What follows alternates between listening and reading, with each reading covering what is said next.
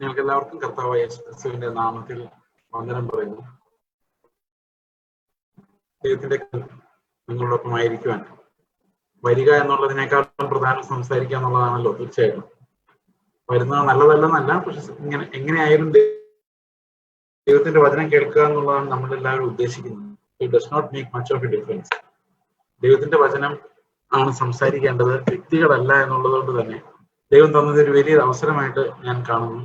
കാരണം ഈ സൂമിലൂടെ സംസാരിക്കാൻ കഴിഞ്ഞത് for me it was A great revelation and I thank God for that. കാരണം ഇന്ന് ഞാൻ നിങ്ങളോട് മാത്രമല്ല സംസാരിച്ചത്, ഒരു ലോകത്തിന്റെ പല ഭാഗങ്ങളിലുള്ള ആളുകളോട് ഇന്ന് ഞാൻ ഓൾറെഡി നാല് സ്ഥലത്തുള്ള ആളുകളോടാണ് സംസാരിക്കുന്നത്. അപ്പം ഇങ്ങനെ ദൈവത്തിന് ടൈം ചിലപ്പം ഞാൻ അവിടെ വന്നിരുന്നെങ്കിൽ അവിടെ മാത്രമല്ലേ സംസാരിക്കാൻ പറ്റും. So we are used to more people are hearing the word of God. അപ്പൊ ദൈവത്തിന്റെ എല്ലാ നന്മകൾക്കായിട്ട് ഞാൻ ദൈവത്തെ സ്തുതിക്കുന്നു. കാരണം word only convert us, not anyone. ദൈവത്തിന്റെ വചനം നമ്മെ ജീവിപ്പിക്കട്ടെ, നമ്മെല്ലാവരെയും ജീവിപ്പിക്കട്ടെ എന്ന് പ്രത്യേകമായിട്ട് പ്രാർത്ഥിക്കുന്നു. ഞാൻ ശരിക്കും ട്രൈ ചെയ്തത് ഗോസ്പൽ പ്രസന്റ് ചെയ്യാനാണ്. എന്തുകൊണ്ടാണ് ഈ ഗോസ്പൽ പ്രസന്റ് ചെയ്യാൻ ശ്രമിക്കുന്നതെന്ന് ചോദിച്ചു കഴിഞ്ഞാൽ, നമുക്കൊരു തെറ്റിദ്ധാരണയുള്ളത് ഈ സുവിശേഷം അവിശ്വാസികൾക്കുള്ളതാണെന്നാണ്. അല്ല, പൗലോസ് പറയുന്നത്, റോമാലേഖനത്തിൽ പൗലോസ് പറയുന്നത്, റോമക്കാരുടെ ആ കത്ത് എഴുതുമ്പോൾ പൗലോസ് പറയുന്നത് ഇങ്ങനെയാണ്: റോമയിലുള്ള നിങ്ങളോടും സുവിശേഷം അറിയിപ്പാൻ. നിങ്ങളോടും, അവർ ഓൾറെഡി ചർച്ചിനകത്തുള്ളവരാണ്, but still they should hear the gospel. Gospel എന്ന് പറയുന്നത് നമ്മോട് സംസാരിക്കാനുള്ള ഏറ്റവും നല്ല വാർത്ത. ഇത് സുപ്രസാദ കാലമാണ്, നാം രക്ഷിക്കപ്പെടേണ്ട സമയമാണ്. ഈ സമയത്ത് നാം അവന്റെ ജീവനിൽ സന്തോഷിക്കുവാനും അവന്റെ ജീവൻ മാക്സിമം എൻജോയ് ചെയ്യുവാനും.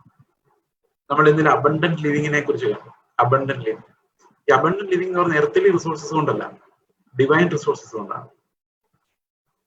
ആ ഡിവൈൻ റിസോഴ്സസിലുള്ള ഒരു അബണ്ടൻസ് ദൈവം നമുക്ക് തരുന്നുണ്ട്. ഓരോ ദിവസം ചെല്ലുന്തോറും ക്രിസ്തുവിന്റെ ആ ഒരു തേജസ്സിലേക്ക് നടക്കുവാൻ ഈ അബണ്ടന്റ് റിസോഴ്സസ് നമ്മളെ സഹായിക്കും. പലപ്പോഴും മനുഷ്യർക്ക് പറ്റുന്നത് ഏദൻ തോട്ടത്തിൽ പൗലോസ് പറയുന്നവരെ സർപ്പം ഹവ്വയെ ഉപായത്തിൽ ചതിച്ചതുപോലെ നിങ്ങളെയും ചതിക്കുമോ എന്ന് ഞാൻ ഭയപ്പെടുന്നു എന്ന് പൗലോസ് പറയുന്നുണ്ട്. അപ്പൊ അങ്ങനെ നമ്മൾ വഞ്ചിക്കപ്പെടാതിരിക്കണമെന്ന് അപ്പോസ്തലന്മാർക്ക് ആഗ്രഹമുണ്ട്. അതുകൊണ്ട് അപ്പോസ്റ്റലിക് ഡോക്ട്രിൻ വളരെ ക്ലിയർ ആണ്. ചതിക്കപ്പെടാതിരിക്കാൻ വേണ്ടിയാണ് അപ്പോസ്റ്റലിക് ഡോക്ട്രിൻ നൽകപ്പെട്ടിരിക്കുന്നത്. ഓക്കെ, അപ്പോൾ ഹവ്വയെ എങ്ങനെയാണ് സാത്താൻ ചതിച്ചത്? ഹവ്വയെ ചതിച്ചത് ജീവവൃക്ഷത്തിന്റെ ഫലത്തിലേക്ക് നടത്താതെ വർഷത്തിന്റെ അടുത്തേക്ക് നടത്തിക്കൊണ്ടാണ്. ശരിക്കും കർത്താവിന്റെ ഉദ്ദേശം ജീവവൃക്ഷമായിരുന്നു, ജീവൻ പ്രാപിക്കാന്നുള്ളതായിരുന്നു. എന്നോട് പിശാച് പറയുന്നത് ജീവൻ എന്നൊക്കെ പറഞ്ഞോ, അതോടെ നിങ്ങൾ പ്രസംഗിച്ചോ ജീവനെ കുറിച്ച്, പക്ഷെ പ്രധാന കാര്യം അതല്ല. നിനക്ക് ദൈവത്തെ പോലെ ആകണ്ടേ? എന്താ ചോദ്യം. അപ്പൊ ദൈവത്തെ പോലെ ആകാൻ നിങ്ങൾക്ക് ആഗ്രഹമുണ്ടോ? എനിക്ക് ആഗ്രഹമുണ്ട്. ദൈവമാകണം എന്നല്ല ആഗ്രഹം. അങ്ങനെ ആർക്കും ആഗ്രഹിക്കാൻ പറ്റില്ല. ദൈവത്തെ പോലെ ആകണം. ഈ ദൈവത്തെ പോലെ ആകണം എന്ന് പറയുമ്പോൾ ദൈവത്തെ പോലെ സർവ്വവ്യാപിയും സർവശക്തനും ആവണം എന്നല്ല. നമ്മുടെ പ്രത്യാശ എന്തോ? യേശു ക്രിസ്തുവിനെ പോലെ ആണ്. One day I shall become like Christ. എന്തുകൊണ്ട് അങ്ങനെ തോന്നുന്നേ? നമുക്ക് എന്തുകൊണ്ട് അങ്ങനെ തോന്നുന്നേ? യേശു ക്രിസ്തു ആകണമെന്ന് അതാണ് ആദ്യത്തെ ചോദ്യം. തോന്നുവാണെങ്കിൽ എന്തുകൊണ്ട് അങ്ങനെ തോന്നുന്നത്? അവന്റെ അതേ ആത്മാവ് നമ്മുടെ ഉള്ളിൽ ഉള്ളതുകൊണ്ടാണ്. ആ ആത്മാവ് നമ്മുടെ ഉള്ളിൽ വന്നിരിക്കുന്നത് തന്നെ ആ പ്രത്യാശ ഉളവാക്കാൻ വേണ്ടി. ക്രിസ്തുവിനെ പോലെ ആകണം, ഇതാണ് നമ്മുടെ പ്രത്യാശ. One day I shall be like.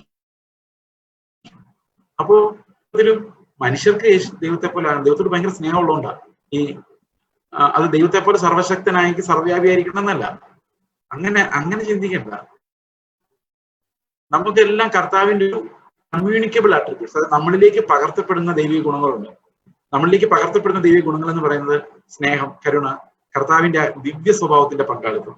അങ്ങനെ അത് ലഭിച്ച് നാം ക്രിസ്തുവിന്റെ തേജസ് ഉള്ളവരായി രൂപാന്തരപ്പെടണമെന്ന് നമുക്ക് എല്ലാവർക്കും ആഗ്രഹം ഇല്ലേ? എനിക്കില്ല ആഗ്രഹമില്ലേ? ആഗ്രഹമുണ്ട്. അപ്പൊ സാത്താൻ പറയാണ്, അതിനുള്ള വഴി ഞാൻ പറഞ്ഞുതരാം, അവിടെയാണ് കുരുക്ക് വന്നത്. ശരിക്കും ജീവൻ പ്രാപിക്കുക എന്നുള്ളതായിരുന്നു അതിന്റെ വഴി. പക്ഷെ സാത്താൻ പറയാണ് ദൈവത്തെ പോലെ ആകാനുള്ള വഴി എന്താണെന്നറിയോ? ദൈവത്തിന് നന്മയും തിന്മയും അറിയാവുന്നത് പോലെ നീ പഴം പറിച്ചു നന്മയും തിന്മയും അറിഞ്ഞാൽ നിനക്ക് തിന്മ ചെയ്യാതെ നന്മ ചെയ്ത് അവസാനം ദൈവത്തെ പോലെ ആകാനുള്ള വഴി എന്തോ? നന്മ തിന്മകൾ അറിഞ്ഞ്, നന്മ തിന്മ അറിയാമെങ്കിൽ പിന്നെ നമുക്ക് എന്ത് ചെയ്താൽ മതി? നന്മ ചെയ്താൽ മതിയല്ലോ, തിന്മ ചെയ്യണ്ടല്ലോ. ഓക്കെ, നന്മ ചെയ്താൽ മതി, തിന്മ ചെയ്യണ്ട. കാരണം അത് അറിഞ്ഞാലല്ലേ പറ്റുള്ളൂ, അല്ലേ? നമുക്ക് നന്മയും തിന്മ അറിഞ്ഞാലല്ലേ നമുക്ക് തിന്മ മാറ്റി നിർത്തി നന്മ മാത്രം ചെയ്യാൻ പറ്റുള്ളൂ. ഓക്കെ, അപ്പോൾ ഈ നന്മ ചെയ്ത് നല്ലവരായി ആയി കുറച്ചുകൂടെ നന്നായി അങ്ങനെ നമുക്ക് യേശുവിനെ പോലെ ആകാൻ പറ്റുമോ? തോന്നുന്നുണ്ടോ? ആവാൻ പറ്റില്ല. അതല്ല കർത്താവിനെ പോലെ ആകാനുള്ള വഴി. We cannot improve and become like Christ. ദൈവത്തിന് മാത്രമേ നമ്മളെ ക്രിസ്തുവിനെ പോലെ ആക്കാൻ പറ്റൂ. അത് അവൻ രക്ഷാകരമായ പ്രവൃത്തിയിൽ നമ്മൾ വിശ്വസിക്കുന്നു. ദൈവമാണ് നമ്മളെ മുഴുവൻ രക്ഷിക്കുന്നത്. അതിന്റെ നീതീകരണ പാർട്ടായാലും വിശദീകരണ പാർട്ടായാലും തിരസ്കരണ part is our author of salvation. God is the author of our salvation. ദൈവമാണ് നമ്മുടെ രക്ഷ നിർവഹിക്കുന്നയാൾ. നമ്മൾ 6-ാം അധ്യായത്തെ കുറിച്ച് ഇന്നലെ, യോഹന്നാന്റെ 6-ാം അധ്യായത്തിലേക്ക് നമ്മൾ ഇന്നലെ നമ്മുടെ ശ്രദ്ധയെ വെച്ചിരുന്നു. 6-ാം അധ്യായത്തിൽ നമ്മൾ കണ്ട ഒരു പ്രധാനപ്പെട്ട ഭാഗം, നമ്മൾ എപ്പോഴും ഓർക്കേണ്ട ഭാഗം, വീണ്ടും ജനിക്കുക എന്ന് പറഞ്ഞാൽ അതിന്റെ അർത്ഥം ഞാൻ ജീവിക്കേണ്ടടുത്ത് ഞാൻ ജീവിക്കേണ്ടത്, എന്റെ സ്ഥാനത്തല്ല. ഐ ഡൈഡ്, കർത്താവിന്റെ ക്രൂശിൽ ഞാൻ തീർന്നു. ഇനി ഞാൻ ജീവിക്കേണ്ടത് ക്രിസ്തുവിന്റെ സ്ഥാനത്താണ്, ഹിസ് ലൈഫ്. അപ്പൊ കർത്താവിന്റെ ജീവൻ ജീവിക്കുക എന്നുള്ളതാണ് എന്നെ സംബന്ധിച്ചുള്ള കോളിംഗ്. ഓക്കെ, ആ ഒരു കോളിംഗ്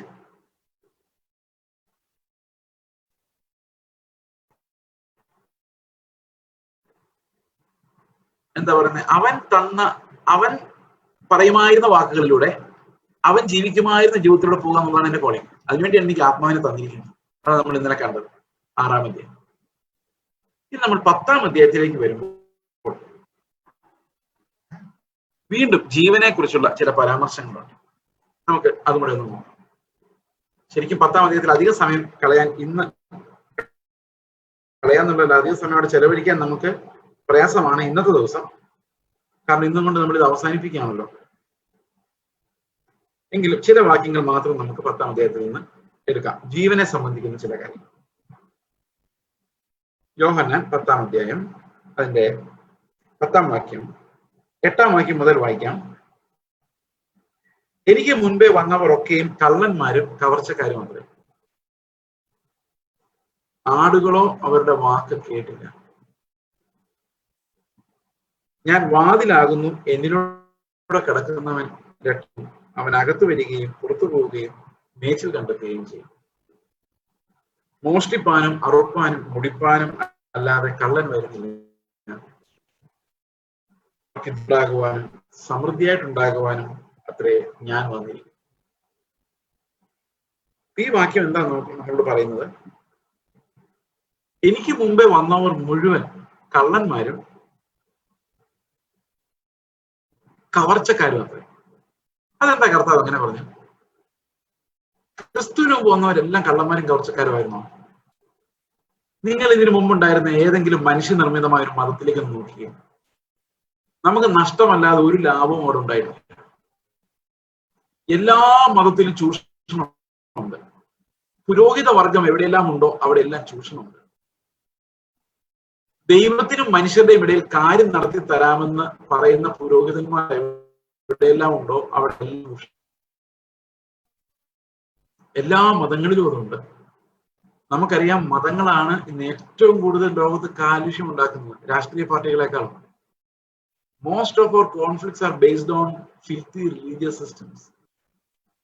അത് മനുഷ്യരുടെ ബ്രെയിനിനെ തിന്ന്, കാർൽ മാർക്സ് പറഞ്ഞ പോലെ ആ മയക്ക് അകത്തോട്ടൊക്കെ ചെന്ന് കഴിഞ്ഞാൽ നമ്മുടെ ഉള്ളിലെല്ലാം നമുക്ക് മറന്നു പോകുന്ന ഒരു റിലീജിയോസിറ്റി ഉണ്ട്, ഒരു മതാത്മകത. ഈ മതത്തിലൂടെ നമ്മൾ നഷ്ടപ്പെടുന്നതേ ഉള്ളൂ, നമ്മളൊന്നും നേടുന്നില്ല. അത് കർത്താവ് പറഞ്ഞത്, മതം എപ്പോഴും നഷ്ടക്കച്ചവടം. ഞാൻ ഒരു എക്സാമ്പിൾ നിങ്ങൾ പറയാം, ഇത് മനസ്സിലാക്കാൻ വേണ്ടി.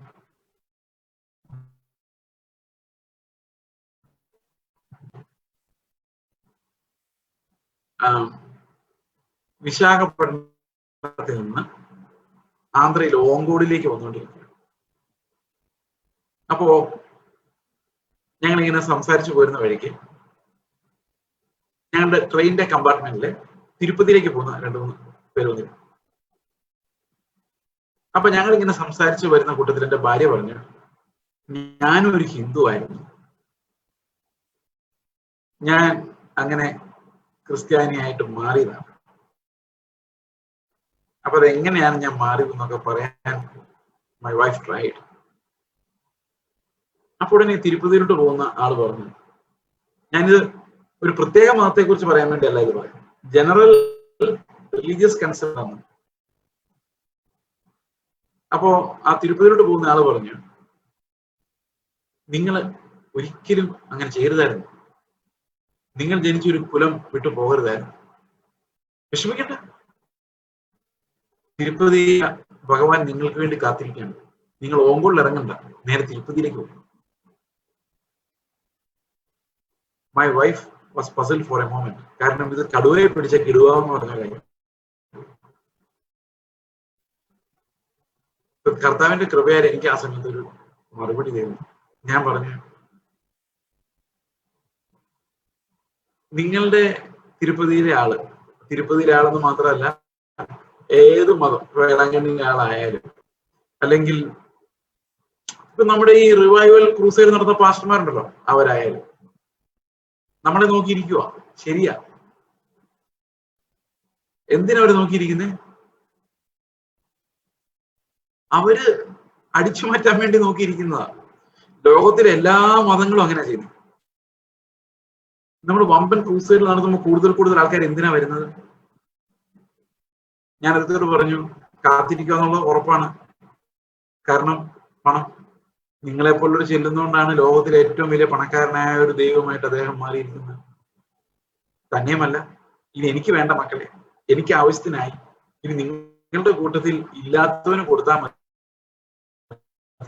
എന്ന് പറയാൻ മൂക്ക വായുവില്ല, സുബോധം.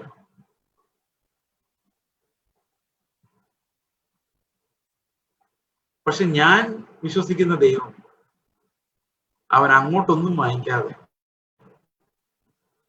എനിക്ക് വേണ്ടി തന്ന, അവന്റെ പ്രാണൻ വരെ എനിക്ക് തന്ന ദൈവമാണ്. അങ്ങോട്ടൊന്നും ചോദിക്കാത്ത ദൈവം. എനിക്ക് മുമ്പേ വന്നവരെല്ലാം, അത് ഒരു പ്രത്യേക മതത്തിലല്ല, നിങ്ങൾ ക്രിസ്തുവിലേക്ക് വരുന്നതിന് മുമ്പ് നിങ്ങൾ എന്തിൽ വിശ്വസിച്ചിരുന്നെങ്കിലും, ഇവൻ നിങ്ങളൊരു പെന്തക്കോസ്ത് മതത്തിൽ വിശ്വസിച്ച് അതിനകത്ത് ക്രിസ്ത്യാനി ആവാനാണ് ഇന്നത്തെ കാലത്ത് ഏറ്റവും വലിയ പ്രയാസം. അവിടെ എല്ലാം നിങ്ങൾക്ക് ചൂഷക വൃന്ദത്തെ കാണാം, ഒരു പുരോഹിത വൃന്ദത്തെ കാണാം.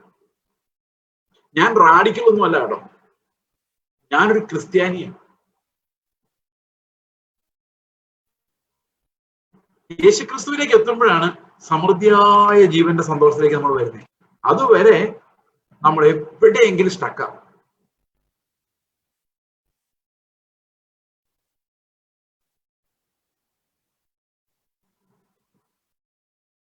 ഓക്കെ, അപ്പൊ കർത്താവ് പറയാണ്, എന്നിലേക്ക് നിങ്ങൾ വരുന്നതിന് മുമ്പ്, ജീവൻ കണ്ടെത്തുന്നതിന് മുൻപ്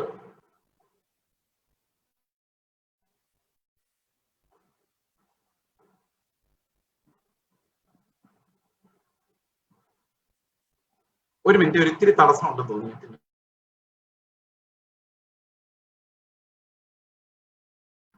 ഓക്കെ, എങ്ങനെയുണ്ട്, കേൾക്കാമോ?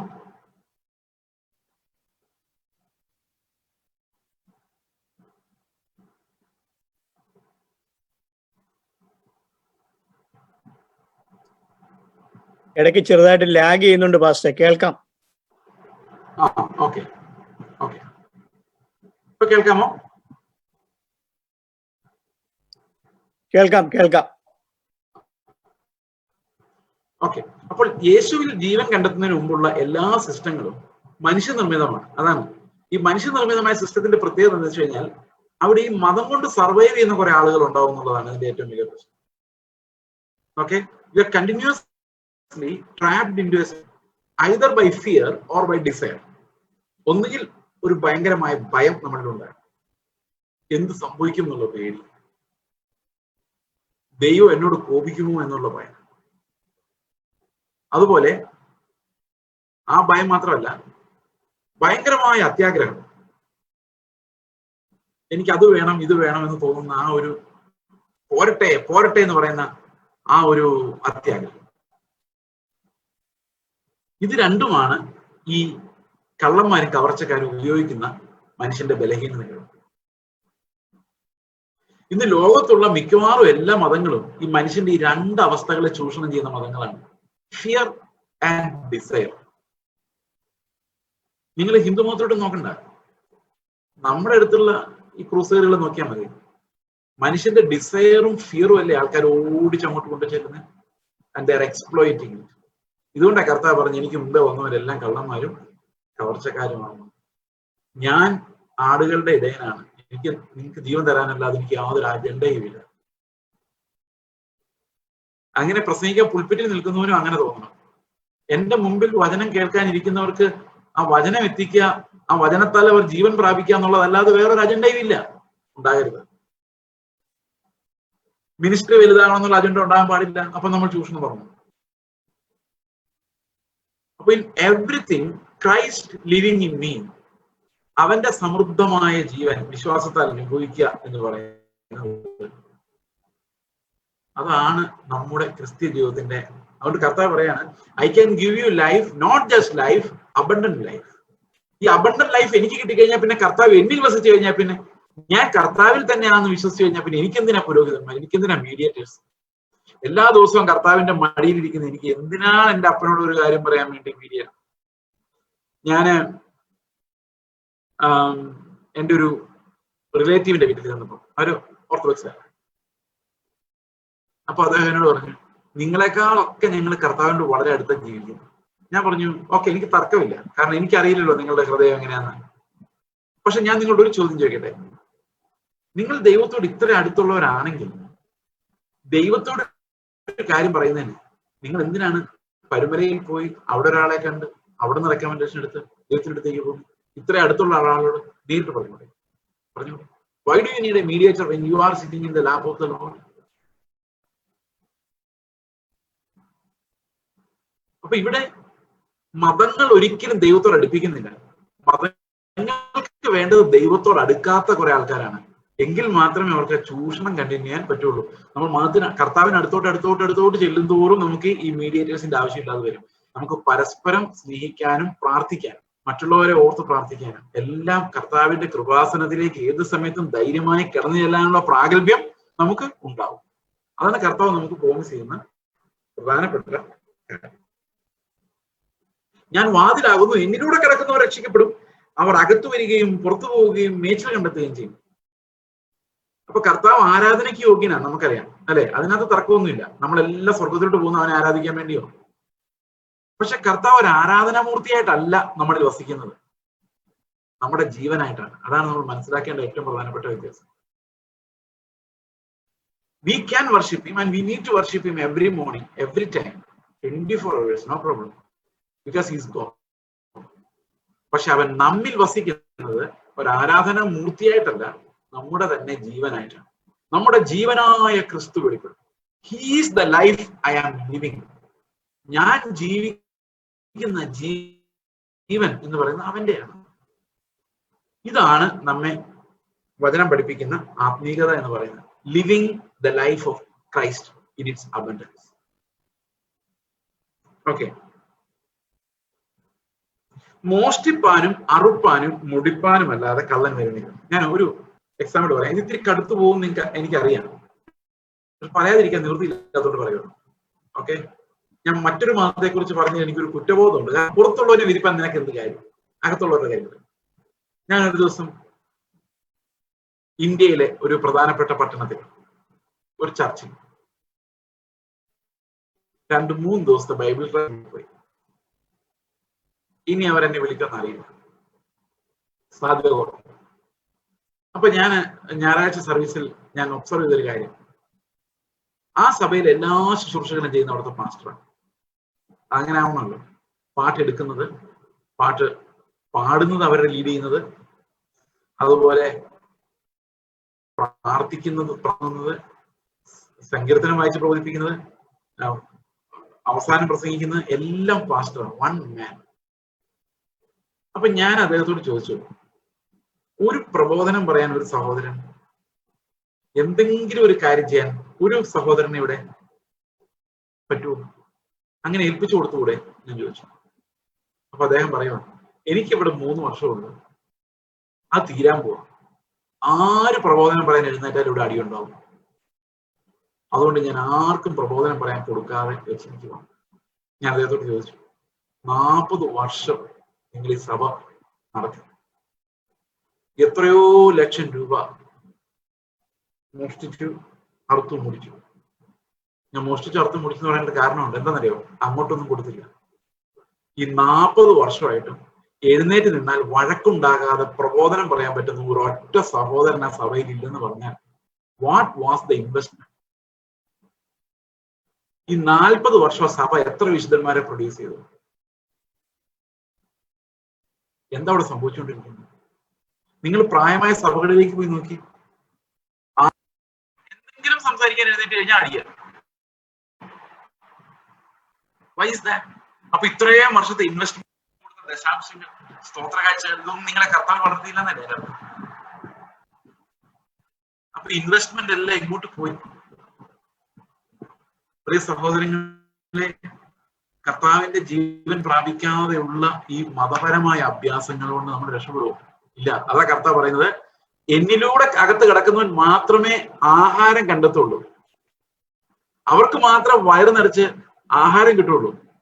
കള്ളന്മാരുടെയും കവർച്ചക്കാരുടെയും കൂടെ പോയി കഴിഞ്ഞാൽ ഈ ഒരു മതത്തിന്റെ സിസ്റ്റം പെർഫോമൻസിന്റെ സിസ്റ്റമാണ്. നിങ്ങൾക്കറിയാതെ ഈ പ്രസംഗങ്ങളെല്ലാം ഓരോരോ പെർഫോമൻസുകളാണ്. Every one is establishing his own kingdom. ഞാൻ കേരളത്തിൽ വരുമ്പോൾ 1-2 പ്രസംഗങ്ങൾ ഇതൊക്കെ പറയണമോ എന്ന് എനിക്ക് സംശയമാണ്. ഇതെല്ലാം ലൈവ് ഫേസ്ബുക്ക് ഒക്കെ കേൾക്കുമ്പോൾ എനിക്ക് പേടിയറിയാം. അപ്പൊ ആളുകൾ വിചാരിച്ചത് ഒരു ബ്രാൻഡായിട്ട് അയാളുടെ പ്രസംഗമൊക്കെ കൊള്ളാം എന്ന് ചിന്തിച്ച ആൾക്കാരുണ്ട്. അപ്പൊ അവർ പലതും സജസ്റ്റ് ചെയ്തു. കർത്താവിനോട് പറഞ്ഞു, ഞാനത് പറയാനുള്ളത് വിഴുങ്ങിയതാ. മിനിസ്ട്രി ഉണ്ടാക്കാൻ ഞാൻ നടന്നാൽ ജനങ്ങളെ കർത്താവിൽ ജീവനുള്ളവരാക്കി മാറ്റാൻ പറ്റും. മിനിസ്ട്രി വലുതോ, എന്നെ കേൾക്കുന്ന ആൾക്കാരുണ്ടോ, but God's work will not be done. Where I am increasing, God's glory cannot increase. ഞാൻ വളരുന്നിടത്ത് കർത്താവിന്റെ മഹത്വം വളരില്ല. And that's something we should learn. അടുത്ത വാക്യം നോക്കിയേ,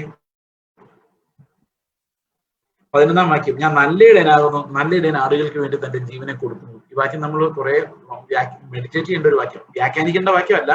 ഈ കർത്താവ് അവന്റെ ജീവനെ നമുക്ക് തരുന്നു എന്നുള്ളത് നമ്മൾ മെഡിറ്റേറ്റ് ചെയ്യേണ്ട വാക്യമാണ്. ഈ വാക്യം നിങ്ങൾ ഓർത്തിരുന്നോ? 11-ാമത്തെ വാക്യം നമ്മളത് 12-ാമത്തെ അധ്യായത്തിലോട്ട് പോകുമ്പോൾ ഈ വാക്യം നമ്മൾ ഒന്നും എടുക്കണം. അതെല്ലാം ഇന്ന് തന്നെ സംഭവിക്കും. ഓക്കെ,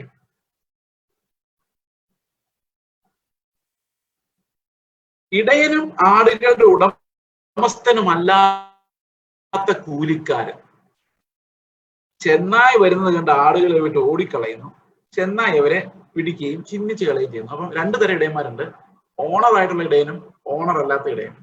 ഓണർ അല്ലാത്ത ഇടയന് ആടുകൾ ഉത്തരവാദിത്വമൊന്നുമില്ല, അവർ കൂലിക്കാരനാണ്, ആടുകളെ കുറിച്ച് വിചാരമില്ലാത്തവനാണ്. അപ്പൊ കർത്താവിന്റെ സ്ഥാനത്ത് ഒരു ശുശ്രൂഷ ചെയ്യാന്ന് പറഞ്ഞാൽ എന്താ അർത്ഥം? അവൻ കൂലിക്കാരനല്ല, അവൻ മകനാണ്. ആ പുത്രത്വത്തിലാണ് നമ്മൾ എല്ലാവരും ചെയ്യേണ്ടത്. To encourage one another, because we are all God. We are all together in one body, in one single faith.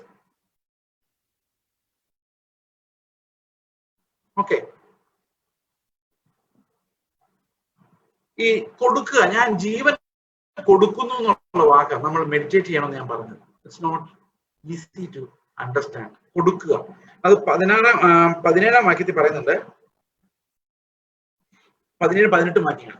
എന്റെ ജീവനെ വീണ്ടും പ്രാപിക്കേണ്ടതിന് ഞാൻ അതിനെ കൊടുക്കുന്നത് കൊണ്ട് പിതാവ് എന്നെ സ്നേഹിക്കുന്നു. ആരും അതിനെ എന്നോട് എടുത്തു കളയുന്നില്ല, ഞാൻ തന്നെ അതിനെ കൊടുക്കുന്നു. ഈ കൊടുക്കുന്നു എന്ന് പറയുമ്പോൾ നമ്മൾ മനസ്സിലാക്കേണ്ട ഒരു കാര്യം, എന്റെ കയ്യിൽ 100 രൂപ ഉള്ളപ്പോൾ 10 രൂപ എടുത്തു കൊടുക്കുന്നതല്ല ഈ ജീവിതം കർത്താവ് തരുന്നത്. ഞാൻ ഇന്നലെ പറഞ്ഞ പോലെ അത് വിട്ടുകൊടുക്കുകയാണ്. എന്റേത് ഇതേ ഉള്ളൂ, ഇത് മുഴുവൻ നീ എടുത്തോ എന്ന് പറഞ്ഞ് അവൻ മരണത്തെ സ്വീകരിച്ചു കൊണ്ടാണ് നമുക്ക് അവന്റെ ജീവനെ വിട്ടുതരുന്നത്. ഓക്കെ, നമുക്ക് 12-ാം അധ്യായത്തിലെ ആ വാക്യത്തിലേക്ക് വരാം. 12-ാം അധ്യായത്തിൽ വളരെ പ്രധാനപ്പെട്ട ഈ ഇന്നത്തെ ശുശ്രൂഷകളുമായിട്ട് താരതമ്യപ്പെടുത്താവുന്ന ഒരു സംഗതി അവിടെ നടന്നിട്ടുണ്ട്. നമുക്ക് നോക്കാതെ എന്താണ് ഇത്. ജീവനെ പരാമർശിക്കുന്ന വാക്യങ്ങൾ മാത്രം നമ്മൾ എടുക്കുന്നത് to understand how we shall live the life of Christ. ക്രിസ്തുവിന്റെ ജീവൻ എങ്ങനെ ജീവിക്കേണ്ടതെന്ന് മനസ്സിലാൻ വേണ്ടി മാത്രമാണ് ഇത് വായിക്കുന്നത്. ഓക്കെ, പെരുന്നാൾ നമസ്കരിപ്പാൻ വന്നവരിൽ ചില യവനന്മാരുണ്ടായിരുന്നു. ഇവർ ഗലീലയിലെ ബത്സേദക്കാരനായ ഫിലിപ്പോസിന്റെ അടുക്കൽ ചെന്നവനോട്, യജമാനനെ, ഞങ്ങൾക്ക് യേശുവിനെ കാണാൻ താല്പര്യമുണ്ടെന്ന് പറഞ്ഞു. അപ്പൊ ഗ്രീക്കുകാരെ വന്ന് അന്വേഷിക്കുക എന്ന് പറയുന്നത് ഇറ്റ്സ് റിയലി സംതിങ് ഗ്രേറ്റ്. ഇപ്പോ ഉദാഹരണത്തിന് ഞാനിവിടെ കേരളത്തിൽ ഒരു വില്ലേജിൽ സംസാരിച്ചുകൊണ്ടിരിക്കുകയാണ്. 5, 6, 7, 8 പേരോ. ഞാനിപ്പോഴും ഒരു സ്മോൾ ഗ്രൂപ്പിന്റെ ആളാണ്. പലപ്പോഴും ആൾക്കാർക്ക് വിഷമം, എന്നെ വിളിക്കുമ്പോൾ ആൾക്കാർ കാണുമെന്നൊക്കെ. എന്നോട് കഴിഞ്ഞ ദിവസം ഒരു സഹോദരൻ ആരോ പറഞ്ഞ, ഫേസ്ബുക്കിലൊക്കെ യൂട്യൂബിലൊക്കെ പ്രസംഗിക്കുന്ന ആള് ഞങ്ങൾ നേരിട്ട് കണ്ടല്ലോ. എനിക്ക് സത്യം പറഞ്ഞാൽ കരയണമെന്ന് തോന്നി. കാരണം നമ്മളാരും യൂട്യൂബിൽ പ്രസംഗിക്കുന്നത്, നമ്മൾ മനുഷ്യരോടല്ലേ സംസാരിക്കുന്നത്. 4, 5 പേരിലെടുത്ത് സംസാരിക്കാൻ ഏറ്റവും എളുപ്പം. 40, 50 പേരുണ്ടെങ്കിൽ ഇപ്പൊ തന്നെ ഞാൻ 4, 5 പേരോടാണ് സംസാരിക്കുന്നത്. ബാക്കിയുള്ളവരൊക്കെ ആരാന്ന് പോലും എനിക്ക് അറിയത്തില്ല. I speaking only to 2 or 3 people. അതാ നല്ലത്. കാരണം അവരോട് സംസാരിക്കുന്നതിനകത്ത് അതിപ്പോ എത്ര പേരുണ്ടെന്നുള്ളതല്ല, എത്ര ആളുകളിലേക്ക് ഒരാളുണ്ടോന്നുള്ളതാണ് നമ്മുടെ വിഷയം. ഇപ്പൊ യൂട്യൂബിലൊക്കെ വരുമ്പോൾ ഉള്ള പ്രോബ്ലം എന്ന് പറയുന്നത് we become popular at the expense of the gospel. Okay, ഞാൻ അതിനെ കുറിച്ച് വിശദീകരിക്കുന്നില്ല. But certain things are unhelpable. നമുക്ക് ഹെൽപ്പ് ചെയ്യാൻ പറ്റാത്ത ഒത്തിരി ഏരിയാസ് ഇതിനകത്തുണ്ട്. ഓക്കെ, ഇപ്പൊ പോപ്പുലർ ആവുക എന്ന് പറയുന്നത് എല്ലാ ശുശ്രൂഷകരുടെയും ഒരു സ്വപ്നം. That's an evil desire. That's an evil desire. But the world കേട്ടോ നിങ്ങൾ, ഈ ശുശ്രൂഷകർക്ക് വലിയവരാകണമെന്നും പ്രശസ്തരാകണമെന്നുള്ള ആഗ്രഹം, that's an evil desire. Demands it. Be popular. യേശുവിനോട് സഹോദരങ്ങൾ പറഞ്ഞാൽ, നീ ഇവിടെ കിടന്ന് ഇങ്ങനെ അത്ഭുതം കാണിക്കുന്നതിന് പകരം നീ വല്ല യെരുശലേമിൽ ചെന്ന് കാണിച്ചാൽ 4 പേര് കാണും. So that's what temptation is, to become popular. ഇവിടെ ഈ ഗ്രീക്കുകാരുടെ ഇടയിൽ പ്രസംഗിക്കാൻ പോയിരുന്നെങ്കിൽ ശരിക്കും ഭയങ്കര പോപ്പുലാരിറ്റി ആയിരുന്നേനെ, അല്ലെ? ഗ്രീക്കുകാർ എന്നത്തെ ഏറ്റവും ഭയങ്കര ഫിലോസഫേഴ്സ് അല്ലേ? ഇപ്പൊ ലോകത്തിലെ number 1 philosophers Socrates, Plato, Aristotle, അവരുടെ കാലമൊക്കെ കഴിഞ്ഞിരിക്കുവോ? അപ്പോ യേശുക്രിസ്തു ആണെങ്കിൽ പുതിയ കാര്യങ്ങൾ പറയും. അപ്പൊ പുതിയ കാര്യങ്ങൾ കേൾക്കാൻ ഇൻട്രസ്റ്റ് ഉള്ള ആൾക്കാരില്ലേ? നമ്മള് പലപ്പോഴും ഞാൻ ചിന്തിക്കുന്ന ഒരു കാര്യമാണ്, ഈ പ്രോസ്പെരിറ്റി തിയോളജി പറയുന്ന ആൾക്കാരെ അടയാളങ്ങൾ അന്വേഷിക്കുന്ന, അല്ലെ? ഗ്രീക്കുകാരെ അല്ല, യഹൂദന്മാരെ പോലെ അടയാളങ്ങൾ, മിറക്കിൾസ്.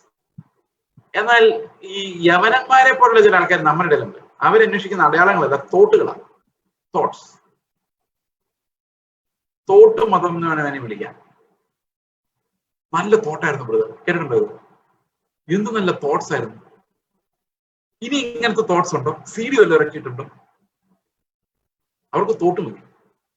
ആ തോട്ട്സ് കിട്ടുമ്പോൾ ഒരു സുഖമുണ്ട്. അത് ഞാൻ ചിന്തിച്ചില്ലായിരുന്നു കേട്ടോ. എന്തിനാ ചിന്തിച്ചിട്ട് കാര്യം? ജീവിക്കണ്ടേ? അതില്ല. ഇങ്ങനെ ചിന്തിക്കുമ്പോൾ ഉണ്ടാകുന്ന ഒരു സുഖം. നിങ്ങൾക്കറിയാം, ഈ ഒരു എന്താ പറയുന്നത്, ബ്രെയിനിന്റെ ഒരു എക്സൈറ്റ്മെന്റ്. വചനത്തിൽ ഇങ്ങനെ ഉണ്ടായിരുന്നില്ലേ ഇവരിപ്പോൾ? ഉണ്ടായിരുന്നല്ലോ ബ്രദറെ. ഞാൻ ആദ്യമായിട്ട് കേൾക്കുന്ന കേട്ടോ. അയാൾ ആദ്യം കേട്ടിട്ടും കാര്യമില്ല, അവസാനം കേട്ടിട്ടും കാര്യമില്ല. Because is not going to do anything about it. ഇതിനാണ് നമ്മൾ തോട്ട് മതം എന്ന് പറയുന്നത്, തോട്ട് റിലീജിയൻ. ഓക്കെ, അവർക്ക് എപ്പോഴും പുതിയ തോട്ട്. നിങ്ങൾക്കറിയാമോ, പണ്ട് ഒരു മനുഷ്യനുണ്ടായിരുന്നു. പണ്ട് ഒത്തിരി മനുഷ്യരുണ്ടായിരുന്നു. അദ്ദേഹത്തിന്റെ പേര് അതെ, നിങ്ങൾക്ക് ഓർമ്മ വരുമായിരിക്കും ഞാൻ പറഞ്ഞു കഴിയുമ്പോൾ. പ്രായമായതിന്റെ ലക്ഷണമാണ് ആദ്യമായിട്ട് ഇന്ന് കന്നഡ വെച്ചത്. എല്ലാം പോയിക്കൊണ്ടിരിക്കുക കാണണം. ഓക്കെ, എത്ര നാൾ നിങ്ങളെ കാണാൻ പറ്റുന്ന അറിയത്തില്ല. ഓക്കെ, ഇനിയിലേക്കട്ടെ. ഒരു മനുഷ്യൻ ബാത്ത് ടബിൽ നിന്ന് ഇറങ്ങി ഓടുകയില്ല, യുറേക്ക എന്ന് പറഞ്ഞോട്ട്. എന്റെ പേര് എനിക്ക് മറന്നുപോയി, മറക്കാൻ പാടില്ലാത്ത പേരായിരുന്നു. എനിവേ, ആയിക്കോട്ടെ. ഇത് കണ്ടുപിടിക്കുമ്പോൾ ഒരു പുതിയ സാധനം കിട്ടുമ്പോൾ ഉണ്ടാകുന്ന ഒരു എക്സൈറ്റ്മെന്റ് ഉണ്ടല്ലോ. അത് ബൈബിളിൽ നിന്നായാലും എവിടെ നിന്നായാലും ഒരു തോട്ട് കിട്ടുമ്പോൾ ഉണ്ടാകുന്ന ഒരു എക്സൈറ്റ്മെന്റ്, അതെല്ലാം ഫ്ലഷാ. നമുക്ക് അതിനകത്ത് ജീവൻ വ്യാപരിക്കുന്നില്ലെങ്കിൽ നല്ല പ്രസംഗം കേട്ടുകൊണ്ട് എന്ത് കാര്യം? ഒരു കാര്യമില്ല. അപ്പൊ ഈ ഗ്രീക്കുകാർ വന്ന കർത്താവിന്റെ പറയാണ്, എനിക്ക് അല്ല ശിഷ്യന്മാരോട് പറയാം, എനിക്ക് ഈ കർത്താവിനെ ഒന്ന് കണ്ടാൽ കൊള്ളാമെന്നുണ്ട്. എന്തിനാണെന്നറിയാം? ഇവര് തോട്ടുകാരാ. ഫിലിപ്പോസ് എന്ന് അന്ത്രയോസിനോട് പറഞ്ഞു. അന്ത്രയോസ് ഫിലിപ്പോസും കൊടുക്കുന്നു. യേശുവിനോട് പറഞ്ഞു, ഇപ്പൊ ഇന്നത്തെ കണ്ടംപററി സാഹചര്യത്തിലാണെങ്കിൽ ഞാൻ ഇടുക്കിയിൽ ഒരു കൊച്ചു ഗ്രാമത്തിലെ 4 പേരോട് സംസാരിച്ചിട്ട്, എന്റെ നാട് ഇടുക്കിയ സംസാരിച്ചോണ്ടിരിക്കുക. അപ്പം ഒരു മനുഷ്യൻ വെളിയിൽ നിന്ന് വിളിക്കുവാണ്, അതെ ചേസ് പാസ്റ്റർ അല്ലേ? അതെ, അമേരിക്കയിൽ ഒരു മാസത്തെ പ്രോഗ്രാമിന് അവർ വിളിക്കുക കേട്ടോ. അപ്പൊ അങ്ങനെയാ ഇത്, ഏതാണ്ട് ഇത് അതുപോലെ ഉണ്ട്. അപ്പൊ കർത്താവ് പറയുന്ന മറുപടി നോക്കി, യേശുവരോട് ഉത്തരം പറഞ്ഞത്, മനുഷ്യപുത്രൻ മഹത്വീകരിക്കപ്പെടാനുള്ള അല്ലെ തേജസ്കരിക്കപ്പെടാനുള്ള നാഴിക വന്നിരിക്കുന്നു. ആലോചിക്കേ. അപ്പൊ ഗ്രീക്കുകാർ ഒന്ന് വിളിച്ചപ്പോ കർത്താവ് എന്താ പറഞ്ഞേ? അപ്പൊ അമേരിക്കക്കാർ ഒന്ന് വിളിച്ചാൽ ഞാൻ എന്ത് പറയണം? അല്ല അയർലൻഡുകാർ ഒന്ന് വിളിച്ചാൽ ഞാൻ എന്ത് പറയണം? ഓ, ഞാൻ മഹത്വപ്പെടാനുള്ള നാഴിക വന്നിരിക്കുന്നു. കാരണം കേരളത്തിലെ വില്ലേജ് പ്രസംഗിച്ചാൽ മഹത്വമില്ല. എവിടെ പ്രസംഗിച്ചാലേ മഹത്വമുള്ളൂ? വിദേശത്തേക്ക് എന്ന് കറങ്ങിയെങ്കിൽ അതിന് മഹത്വമുള്ളൂ. ഓക്കെ അല്ലേ? ശരിയല്ലേ ഞാൻ പറഞ്ഞത്? കർത്താവ് അങ്ങനെ പറഞ്ഞ പോലെ നമുക്ക് തോന്നും. അടുത്ത വാക്യം നോക്കി, ആമേൻ ഞാൻ നിങ്ങളോട് പറയുന്നു, ഗോതമ്പ് മണി നിലത്ത് വീണ് ചാകുന്നില്ലെങ്കിൽ അത് അങ്ങനെ തന്നെ ഇരിക്കുന്നു, ചത്തുവെങ്കിലോ വളരെ വിളവുണ്ടാകും. ഈ വാക്യം ഞാൻ പലപ്പോഴും ആദ്യമൊക്കെ മനസ്സിലാക്കിക്കൊണ്ടിരുന്നത് എങ്ങനെയാന്ന് വെച്ച് കഴിഞ്ഞാല്, നമ്മൾ ചത്തു കഴിഞ്ഞാൽ നമ്മൾ ഒരിടത്ത് മിഷണറി വർക്കിന് പോയി അവിടെ മരിക്കാൻ തയ്യാറായാലേ പുതിയ ആത്മാക്കൾ വരുള്ളൂ എന്നാണ്.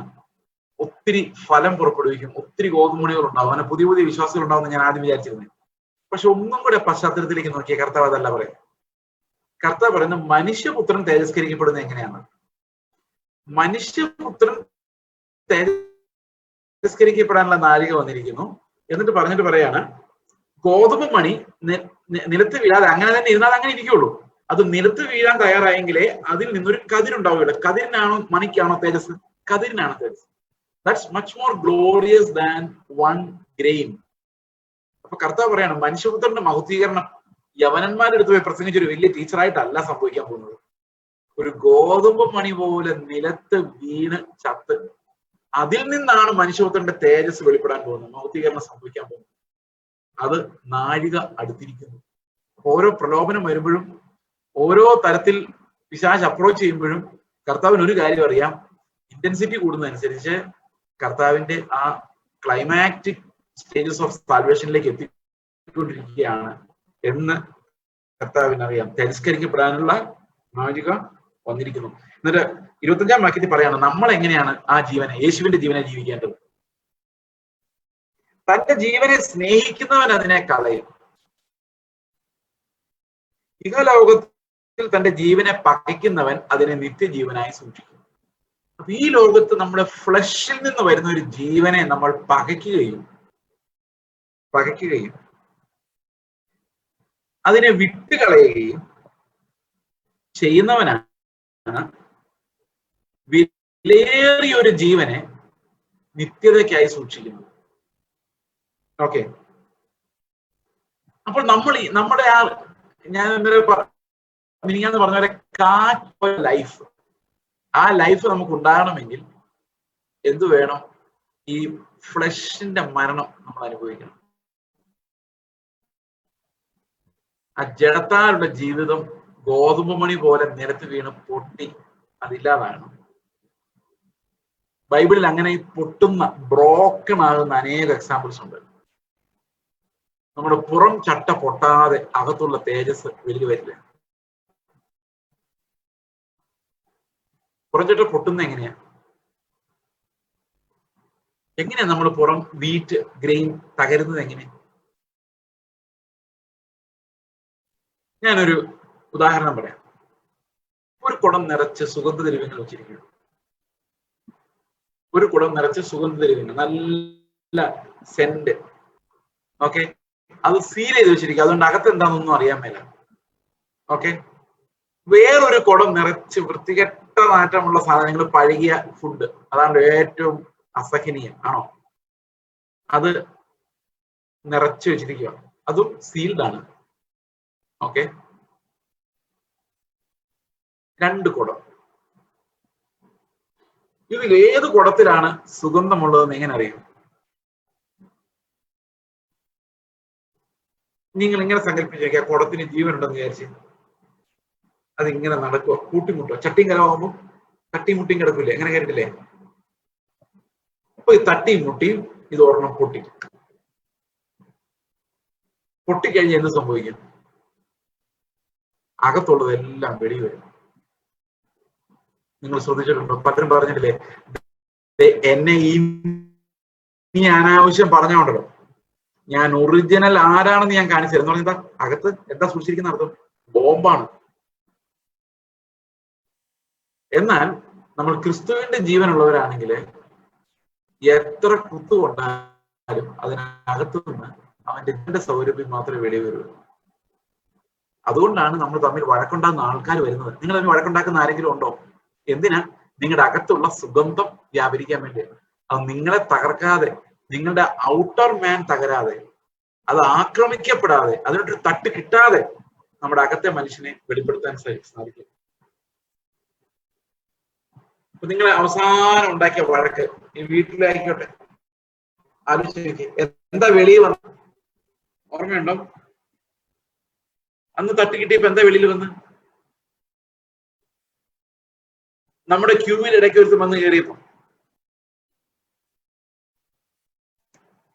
എന്താ വെളി വന്നത്? അകത്ത് എന്താണോ തിളച്ചു പറയുന്നത് അതാ വെളി വരുന്നല്ലേ? അപ്പൊ ഗോതമ്പ് മണി പൊട്ടിച്ചു നോക്കണം, പൊട്ടണം. നമ്മുടെ വെൺകൽബറിന് പൊട്ടണം. അപ്പോൾ അതിനകത്തുള്ള സ്വച്ഛ ജലമാംസ തൈലത്തിന്റെ സുഗന്ധം അവിടെ മുഴുവൻ പരക്കുക. So we need to be broken. നമ്മൾ വളരെ സൂക്ഷിച്ച് ആ വെങ്കൽബറിനെ പൊട്ടിച്ച ആ സ്ത്രീയുടെ ഒന്നൊക്കെ സംഭവം കഥ ഒന്ന് ആലോചിച്ച് നോക്കി. അത് പൊട്ടിച്ചു കളയുക ചെയ്യുന്നത് അല്ലേ? ഈ വെങ്കൽബറിനെ അടപ്പൊന്നും അല്ല, അതൊരു ഭയങ്കര വില കൂടിയ സാധനമാണ് ആ ഭരണി. അതിനകത്ത് സീൽഡാ. അത് പൊട്ടിച്ചാണ് അവളത് വെളിയിലെടുത്ത് കർത്താവിന്റെ കാലിലും ഒഴിക്കുന്നത്. അപ്പൊ ആ ഭരണി അങ്ങ് പൊട്ടിപ്പോവുക ആ സുഗന്ധദ്രവ്യം ഉണ്ടാകാൻ വേണ്ടി. അപ്പൊ ബ്രോക്കൺനെസ് എന്ന് പറയുന്ന അനുഭവം, ആ അനുഭവത്തിലൂടെ മാത്രമേ നമുക്ക് കർത്താവിന്റെ ജീവൻ അനുഭവിക്കാൻ പറ്റുള്ളൂ. ഇത് നമുക്ക് മനസ്സിലാക്കാൻ ഞാൻ ഒരു എക്സാമ്പിളിന്റെ പറയാം, ഒരു ഇല്ലസ്ട്രേഷന്റെ പറയാം. ഈ പഴയ ജഡം കളയാൻ വേണ്ടി കൈകളാൽ അല്ലാത്ത ഒരു സർക്കംസിഷൻ വേണമെന്ന് ഞാൻ കഴിഞ്ഞ ദിവസങ്ങളിൽ നിങ്ങളോട് പറഞ്ഞായിരുന്നു. അപ്പൊ ഈ കൈകളാൽ അല്ലാത്ത സർക്കംസിഷൻ, അതായത് പരിച്ഛേദന എന്ന് പറയുന്ന ഒരു ഡെത്ത് എക്സ്പീരിയൻസ് നമ്മുടെ പഴയ ജഡത്തോടാണ്. ഓക്കെ, അപ്പൊ ആ പഴയ ജഡത്തോടുള്ള മരണം നമ്മൾ അനുഭവിക്കുന്ന അനുസരിച്ചാണ് പുതിയ ജീവൻ വെളിപ്പെട്ട് വരും.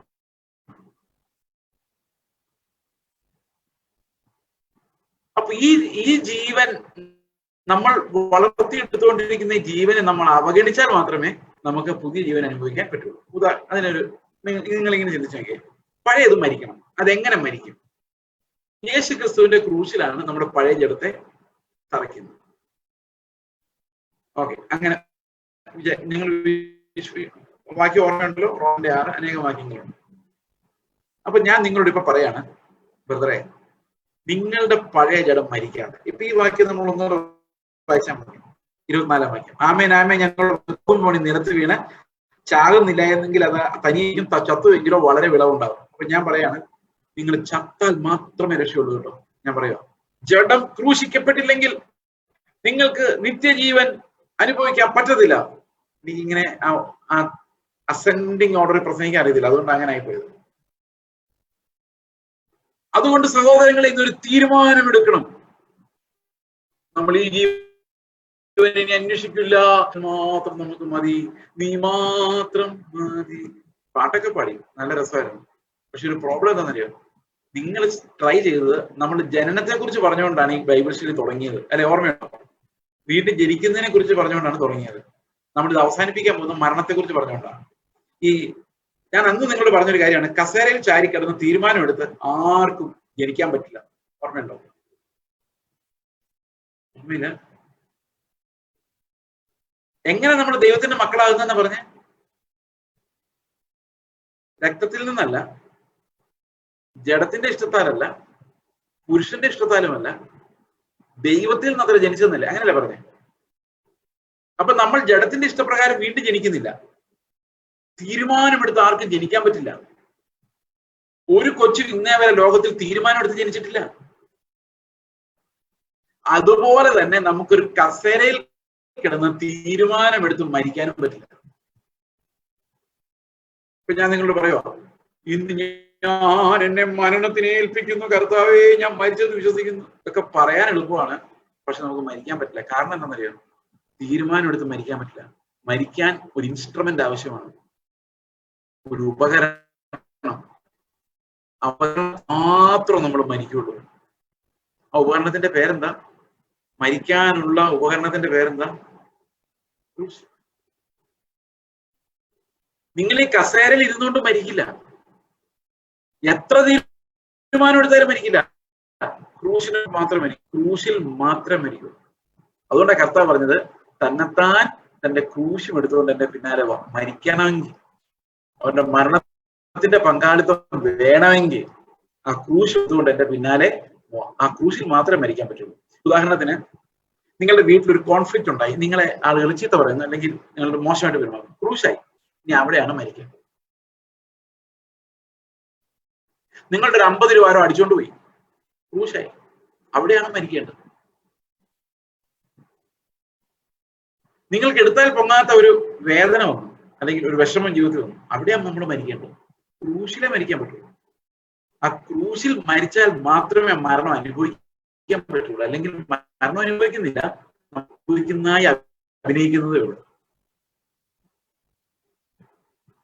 അപ്പൊ ശരിക്കും കർത്താവിന്റെ ജീവനിലേക്ക് പ്രവേശിക്കാനുള്ള ഒരു വാട്ടർ എക്സ്പീരിയൻസ്, ആ മരണാനുഭവം, ആ മരണാനുഭവമാണ് നമ്മെ ശരിക്കും ജീവന്റെ അനുഭവത്തിലേക്ക് നടത്തുന്നത്. ആ മരണം യേശുവിന്റെ ക്രൂശിലല്ലാതെ നടക്കില്ല. ഓക്കെ, അതാണ്. ആ മരണം നടക്കാതെ നമുക്ക് ജീവനിലേക്ക് പ്രവേശിക്കാനും കഴിയും. നമുക്ക് ഇതിനെ ആ മരണത്തെ കുറിച്ച് ചിന്തിക്കാം. എങ്ങനെയാണ് ആ മരണം നമ്മൾ ശരിക്കും ഉൾക്കൊള്ളുന്നത്? How do we die in the Lord and why? നമുക്ക് യോഹന്നാന്റെ സുവിശേഷത്തിന്റെ അടുത്തൊരു അധ്യായത്തിലേക്ക് പോകാം. 15-ാം അധ്യായം. അതിന് മുമ്പ് ഒരു വാക്യം, 14-ാം അധ്യായം കൂടെ. അതിനകത്തുകൊണ്ട് ജീവനെ കുറിച്ചുള്ള ചെറിയ പരാമർശം. 14-ന്റെ 1 മുതൽ.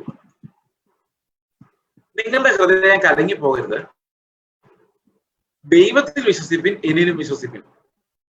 എന്റെ പിതാവിന്റെ ഭവനത്തിൽ അനേകം വാസസ്ഥലങ്ങളുണ്ട്, ഇല്ലെങ്കിൽ ഞാൻ നിങ്ങളോട് പറയുമായിരുന്നു. ഞാൻ നിങ്ങൾക്ക് സ്ഥലം ഒരുക്കാൻ പോകുന്നു. ഞാൻ പോയി നിങ്ങൾക്ക് സ്ഥലം ഒരുക്കിയാൽ ഞാൻ ഇരിക്കുന്നിടത്ത് നിങ്ങളും ഇരിക്കേണ്ടതിന് പിന്നെയും വന്ന് നിങ്ങളെ എന്റെ അടുക്കൽ ചേർത്ത് പോകും. ഞാൻ നിങ്ങളോട് ചോദ്യം ചോദിക്കാം, ഉത്തരം പറയാം. ഈ സ്വർഗത്തിലെ സ്ഥലം ഇതുവരെ തീർന്നിട്ടേ എത്ര നാളായി? പണ്ടൊരു തമാശ പറഞ്ഞാണ്, ഈ സ്വർഗത്തിലെ സ്ഥലമൊന്നും ഒരുങ്ങി തീരാത്തതിന്റെ കാരണം ഈ കോൺട്രാക്ടർമാരും എഞ്ചിനീയർമാരൊക്കെ ഒത്തിരി അഴിമതി കാണിക്കുന്നതുകൊണ്ട് ആരും സ്വർഗത്തിലോട്ട് പോകുന്നില്ല. അതുകൊണ്ട് ആ നരകത്തിലെ പണിയാണ് തീരുന്നുള്ളൂ, സ്വർഗത്തിലെ പണി തീരുന്നില്ല. അങ്ങനെ വല്ലതാണോ? അല്ല. സത്യം പറഞ്ഞാൽ നിങ്ങൾ ആ വാക്യം ഒന്നുകൂടെ വായിച്ചു നോക്കി. സ്വർഗത്തിൽ ഇനി പണിയൊന്നും ബാക്കിയില്ല, എല്ലാ പണിയും തീർന്നു അവിടുത്തെ. എപ്പൊ തീർന്നായിരുന്നു? രണ്ടാമത്തെ വാക്യം വായിച്ച്, എന്റെ പിതാവിന്റെ ഭവനത്തിൽ അനേകം ഉണ്ടാകാൻ പോകുന്നു. അങ്ങനെയാണോ? അല്ല. എന്റെ പിതാവിന്റെ ഭവനത്തിൽ അനേകം വാസസ്ഥലങ്ങൾ ഉണ്ട്.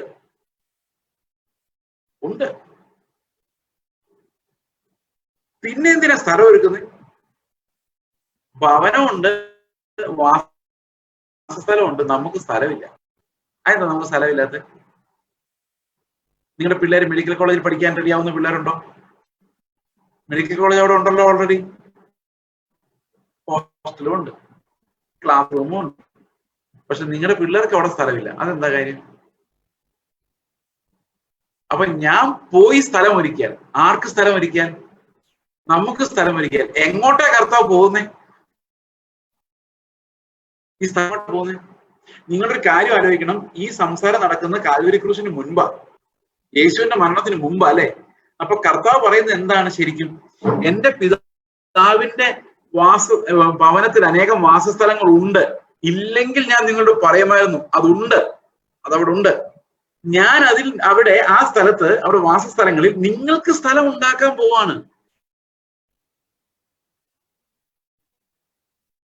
ഞാൻ ഈ പോയി നിങ്ങൾക്ക് ഒരുക്കിയാൽ പിന്നെ ഞാൻ ഇരിക്കുന്നത് നിങ്ങൾ ഇരിക്കേണ്ടതിന് ഞാൻ വന്ന് നിങ്ങളെ ചേർത്തുകൊള്ളു. അപ്പൊ ഒരുക്കം എവിടെ നടക്കുന്നത്? എങ്ങോട്ടാ പോകുന്നത്? കാൽവരി ക്രൂശിലേക്കല്ലേ കർത്താവ് പോകുന്നത്. അപ്പൊ ശരിക്കും ഒരുങ്ങേണ്ടത് ആരാ? അവിടെ കെട്ടിടം പണിയാനാണോ കർത്താവ് പാട്? ഒരൊറ്റ വാക്ക് പറഞ്ഞാൽ ആകാശവും ഭൂമിയും ഉണ്ടാക്കാൻ പറ്റുന്ന കർത്താവിന് ഈ ആളുകൾക്ക് താമസിക്കാൻ വാസസ്ഥലം ഉണ്ടാക്കാനാണോ പാടുന്നാണോ വിചാരിക്കുന്നത്? ഒരൊറ്റ നിമിഷം പോരെ കർത്താവിന് അതെല്ലാം ഉണ്ടാക്കാൻ? അതെല്ലാം അവിടെ ഉണ്ട് താനും. പക്ഷെ നമുക്ക് അവിടെ പ്രവേശനമില്ല. കാരണം എന്താ? നമ്മൾ അവന്റെ വിശുദ്ധിയിൽ, അവന്റെ ജീവനിൽ, പുത്രന്റെ ജീവൻ അനുഭവിക്കാൻ ആ ഒരു അവകാശത്തിലേക്ക് നമ്മൾ കടന്നിട്ടില്ല. ജഡത്താൽ ജനിച്ചത് മുഴുവൻ ജഡമാണ്. ജഡത്തിന് എന്ത് ചെയ്യാൻ പറ്റില്ല? ദൈവരാജ്യത്തിൽ പ്രവേശിക്കാൻ സാധിക്കില്ല. അതുകൊണ്ട് കർത്താവ് പറയാണ്, ഞാൻ നിങ്ങൾക്ക് സ്ഥലം ഒരുക്കാൻ പോകുന്നു. ഞാൻ നിങ്ങൾക്ക് സ്ഥലം ഒരുക്കാൻ പോകുന്നു. ഞാൻ പോയി സ്ഥലം ഒരുക്കിയാൽ ഞാൻ ഇരിക്കേണ്ടത് നിങ്ങൾ ഇരിക്കേണ്ടതിന്. കർത്താവിന്റെ അടുത്ത് വേണം. അതുകൊണ്ട് കർത്താവ് എന്താ ചെയ്യുന്നത്? ആ സ്ഥലം എനിക്കായി ഒരുക്കുക. അവർക്ക് എവിടെ നടക്കുന്നറിയോ? കാൽവരി ക്രൂശിലാണ് നടന്നത്.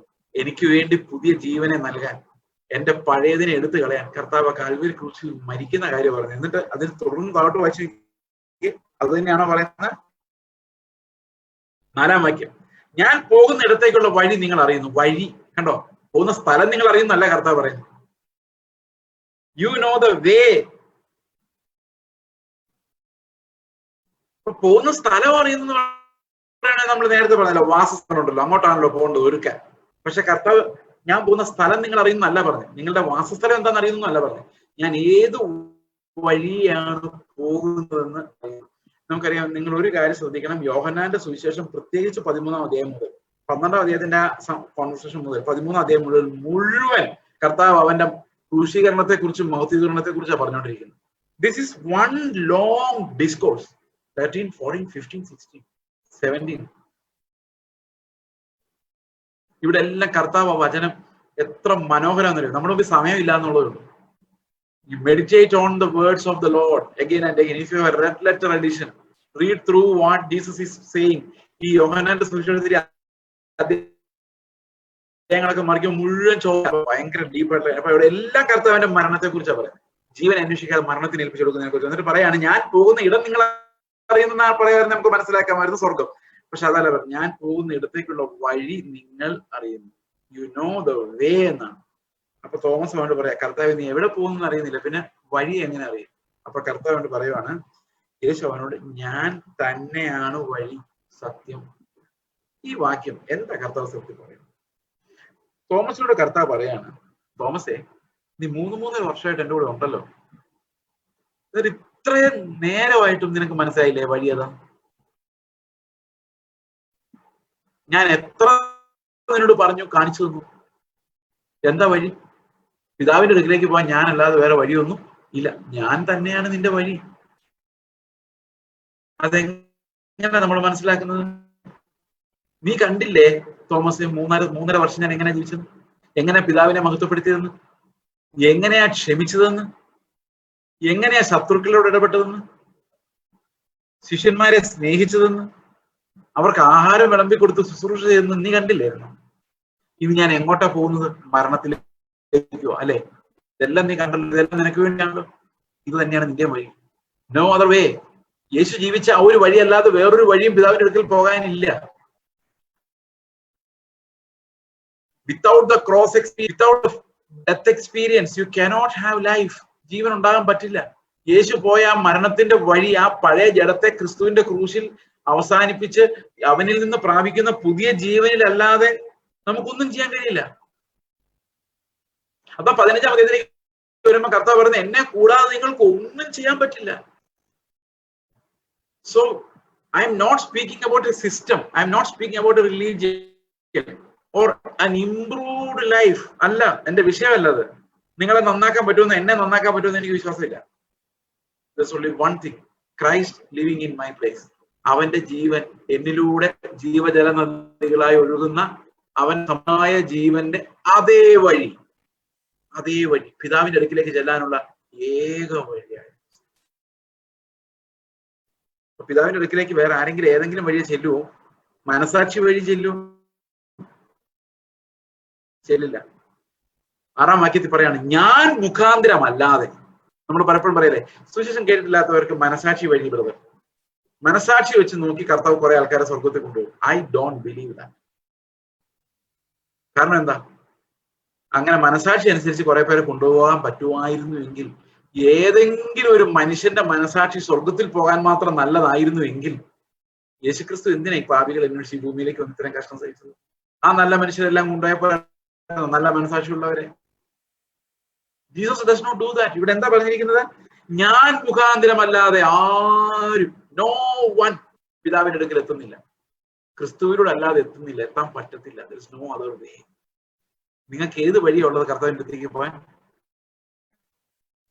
നമ്മൾ പറഞ്ഞ് നമ്മുടെ വഴി അടഞ്ഞു, ഇനി എനിക്ക് എന്റെ വഴിയില്ല, എന്റെ സ്ഥലമില്ല, ക്രിസ്തുവിന്റെ സ്ഥലം മാത്രമേ ഉള്ളൂ. I M living in his way, his path. പിന്നെ കർത്താവ് അനുഭവിച്ച അതേ പരീക്ഷണങ്ങളിലൂടെ അല്ല നമ്മൾ പോകുന്നത്. അതിനേക്കാളൊക്കെ ഒത്തിരി ഡോസ് കുറഞ്ഞ ഒരു എന്താ പറഞ്ഞ ഒരു നോർമൽ ലൈഫിലൂടെ നമ്മൾ പോകുന്നത്. കർത്താവ് അങ്ങനെ ആയിരുന്നില്ല. കർത്താവിന്റെ ഈച്ച് മോമെന്റ് വാസ് പെയിൻഫുൾ. ഈ ലോകത്ത് കർത്താവ് ജീവിച്ച ഓരോ നിമിഷവും വേദനാജനകമായി. He practised being sick. അവൻ രോഗം ശീലിച്ചവനായിരുന്നു. He made it a practice. എങ്ങനെ പ്രാക്ടീസ് ചെയ്യുന്നത്? ഇപ്പൊ കർത്താവിനോട് ഞാൻ പറയാം, കർത്താവ് എനിക്ക് ഭയങ്കര എപ്പോഴും കർത്താവ് പ്രാക്ടീസ്. സാരമില്ല, അതിന് നടുവിൽ ബലഹീനതയും എന്റെ കൃപ തെളിഞ്ഞു വരുന്നു നീ അറിഞ്ഞു.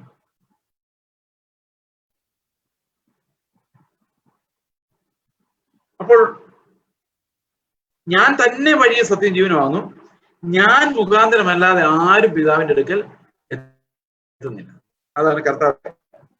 ഓക്കെ, അത് കഴിഞ്ഞ് ഉള്ള കോൺവെർസേഷൻ എല്ലാം പിതാവിനെ കുറിച്ചുള്ളതാണ്. ഇനി നമുക്ക് 15, 16 അധ്യായങ്ങളിലേക്ക്. ഇതെല്ലാം ജീവൻ എന്താന്ന് പറയാൻ വേണ്ടിയാണ്. ഇപ്പൊ എത്രയെല്ലാം കാര്യങ്ങൾ നമ്മൾ മനസ്സിലാക്കി. ഒത്തിരി കാര്യങ്ങൾ ഇടയ്ക്ക് വിട്ടുപോയി. ജീവന്റെ ജലനദികൾ ഒഴുകുന്നതിനെ കുറിച്ചൊക്കെയുള്ള കാര്യങ്ങളെല്ലാം നമ്മൾ പറഞ്ഞ് സൂചിപ്പിച്ച് വിട്ടതേ ഉള്ളൂ, കാരണം ടൈമിന്റെ ലിമിറ്റേഷൻ.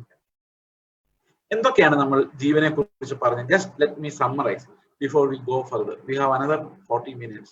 അപ്പൊ അതുകൊണ്ട് ഈ 3 മിനിറ്റ് കൊണ്ട് let me try to see നമ്മൾ എന്തൊക്കെയാ പറഞ്ഞുകൊണ്ടിരുന്നത്. ഒന്ന്, യേശുവിനെ സ്വീകരിക്കുക എന്ന് പറഞ്ഞു കഴിഞ്ഞാൽ അത് യേശുവിനെ ഹൃദയത്തിൽ ഒരു ഫോട്ടോ പോലെ വെക്കുകയല്ല, അവന്റെ ജീവൻ നമ്മൾ ജീവിക്കാൻ അവന്റെ ആത്മാവിനെ കൈക്കൊള്ളുകയാണ് ശരിക്കും. അങ്ങനെയാണ് നമ്മൾ കർത്താവിനെ സ്വീകരിക്കുന്നത്. 2, ഇത് മനുഷ്യന്റെ പ്രവൃത്തിയല്ല, അത് ദൈവത്തിന്റെ ഭാഗത്തു നിന്നുള്ള ഒരു സ്പ്രിംഗ്ലിംഗ് ഓഫ് വാട്ടർ ഉണ്ടായെങ്കിലേ നടക്കുള്ളൂ. That means we need to be cleansed by the Lord's grace. അതിന് നമ്മുടെ പഴയ ജഡം മാറ്റപ്പെടേണ്ടതുണ്ട്. പിന്നെ 6-ാം അധ്യായത്തിൽ പറഞ്ഞത് അവന്റെ ആത്മാവിലല്ലാതെ ജഡത്തിൽ നമ്മൾ എത്ര നന്നായാലും അത് ജഡമാണ്, നമ്മൾ ഉറപ്പായിട്ടും മരിക്കും. എന്നാൽ നമ്മൾ മരിക്കേണ്ടാത്തതിന്റെ ഏക റീസൺ നമുക്ക് പകരം കർത്താവ് മരിച്ചതാണ്. 4-ാം അധ്യായത്തിൽ നമ്മൾ കണ്ടത്. അതുകൊണ്ട് ജീവിക്കുന്നവരെല്ലാം എങ്ങനെ ജീവിക്കണം? അവനവന്റെ സ്ഥാനത്തല്ല, ക്രിസ്തുവിന്റെ സ്ഥാനത്ത്. എന്റെ സ്ഥാനത്ത് കാൽവരി ക്രൂശിൽ കർത്താവ് മരിക്കുമ്പോൾ അവൻ എന്നോട് ആവശ്യപ്പെടുന്നത് നമുക്ക് ആ ജീവൻ അങ്ങ് തരുക. നമുക്ക് ജീവൻ അങ്ങ് തരുക. എന്താ പറയുക? നീ എന്റെ സ്ഥാനത്ത് ജീവിച്ചു. അപ്പൊ ജീസസ് ലൈഫ് എന്ന് പറയുന്നത് ഒരു സബ്സ്റ്റിറ്റ്യൂഷണറി ലൈഫാണ്. ഞാൻ അവന്റെ ജീവനാണ് ജീവിക്കുന്നത്. അത് എനിക്ക് സബ്സ്റ്റിറ്റ്യൂഷൻ ആയിട്ട് കിട്ടിയത്. ഞാൻ അപ്പൊ അവന്റെ ചുമലിൽ വെച്ചിട്ട് അവന്റെ സമൃദ്ധിയായ ജീവൻ ഞാൻ എടുക്കുകയായിരുന്നു. ഓക്കെ, അപ്പോൾ ആ സമൃദ്ധിയായ ജീവൻ കർത്താവ് എനിക്ക് തരുന്നതിന് മുമ്പ് ഒത്തിരി വേദന അനുഭവിച്ചിട്ടുണ്ട്, ഒത്തിരി തകർന്നിട്ടുണ്ട്. ആ ഒരു വേദനയിലൂടെ പോയിട്ടാണ് കർത്താവ് എനിക്കത് തന്നത്. എന്നിട്ട് കർത്താവ് 15-ാം അധ്യായത്തിലേക്ക് വരും പറയാണ്, എന്നെ കൂടാതെ നിങ്ങൾക്ക് ഒന്നും ചെയ്യാൻ കഴിയില്ല. അപ്പൊ കർത്താവ് അവനെ തന്നെ നമുക്ക് തരുക. എന്നിട്ട് പറയാ, എന്റെ ജീവൻ നിങ്ങൾക്കില്ലെങ്കിൽ നിങ്ങൾക്ക് ഒന്നും ചെയ്യാൻ പറ്റില്ല. എന്റെ വളരെ ക്ലിയർ അല്ലേ ഇതെല്ലാം? ഒറ്റ കാര്യമല്ലേ യോഹന്നാൻ ഡിസ്കസ് ചെയ്യുന്ന മുഴുവൻ? ജീവനെ കുറിച്ച് പറയുന്നിടത്തെല്ലാം ക്രിസ്തുവിന്റെ ജീവൻ നമ്മളിൽ വ്യാപരിക്കാതെ, അവൻ നമ്മിൽ വസിക്കാതെ നമുക്കൊന്നും ചെയ്യാൻ പറ്റില്ല എന്നുള്ള നിസ്സഹായാവസ്ഥയിലേക്കാണ് കൊണ്ടുവരുന്നത്. ഈ ഒന്നും ചെയ്യാൻ പറ്റില്ല എന്നുള്ളതിന്റെ തെളിവ് ഇവിടെ പറയുന്നത് 15-ാം അധ്യായത്തിന്റെ 12-ാം വാക്യത്തിലേക്കാണ് വരുന്നത്. നമുക്ക് നോക്കാം. 12-ാം വാക്യം എന്താ പറയുന്നത്? ഞാൻ നിങ്ങളെ സ്നേഹിച്ചിരിക്കുന്നത് പോലെ നിങ്ങളും പരസ്പരം സ്നേഹിക്കണമെന്നാകുന്നു എന്റെ കൽപ്പന. എന്താ കൽപ്പന?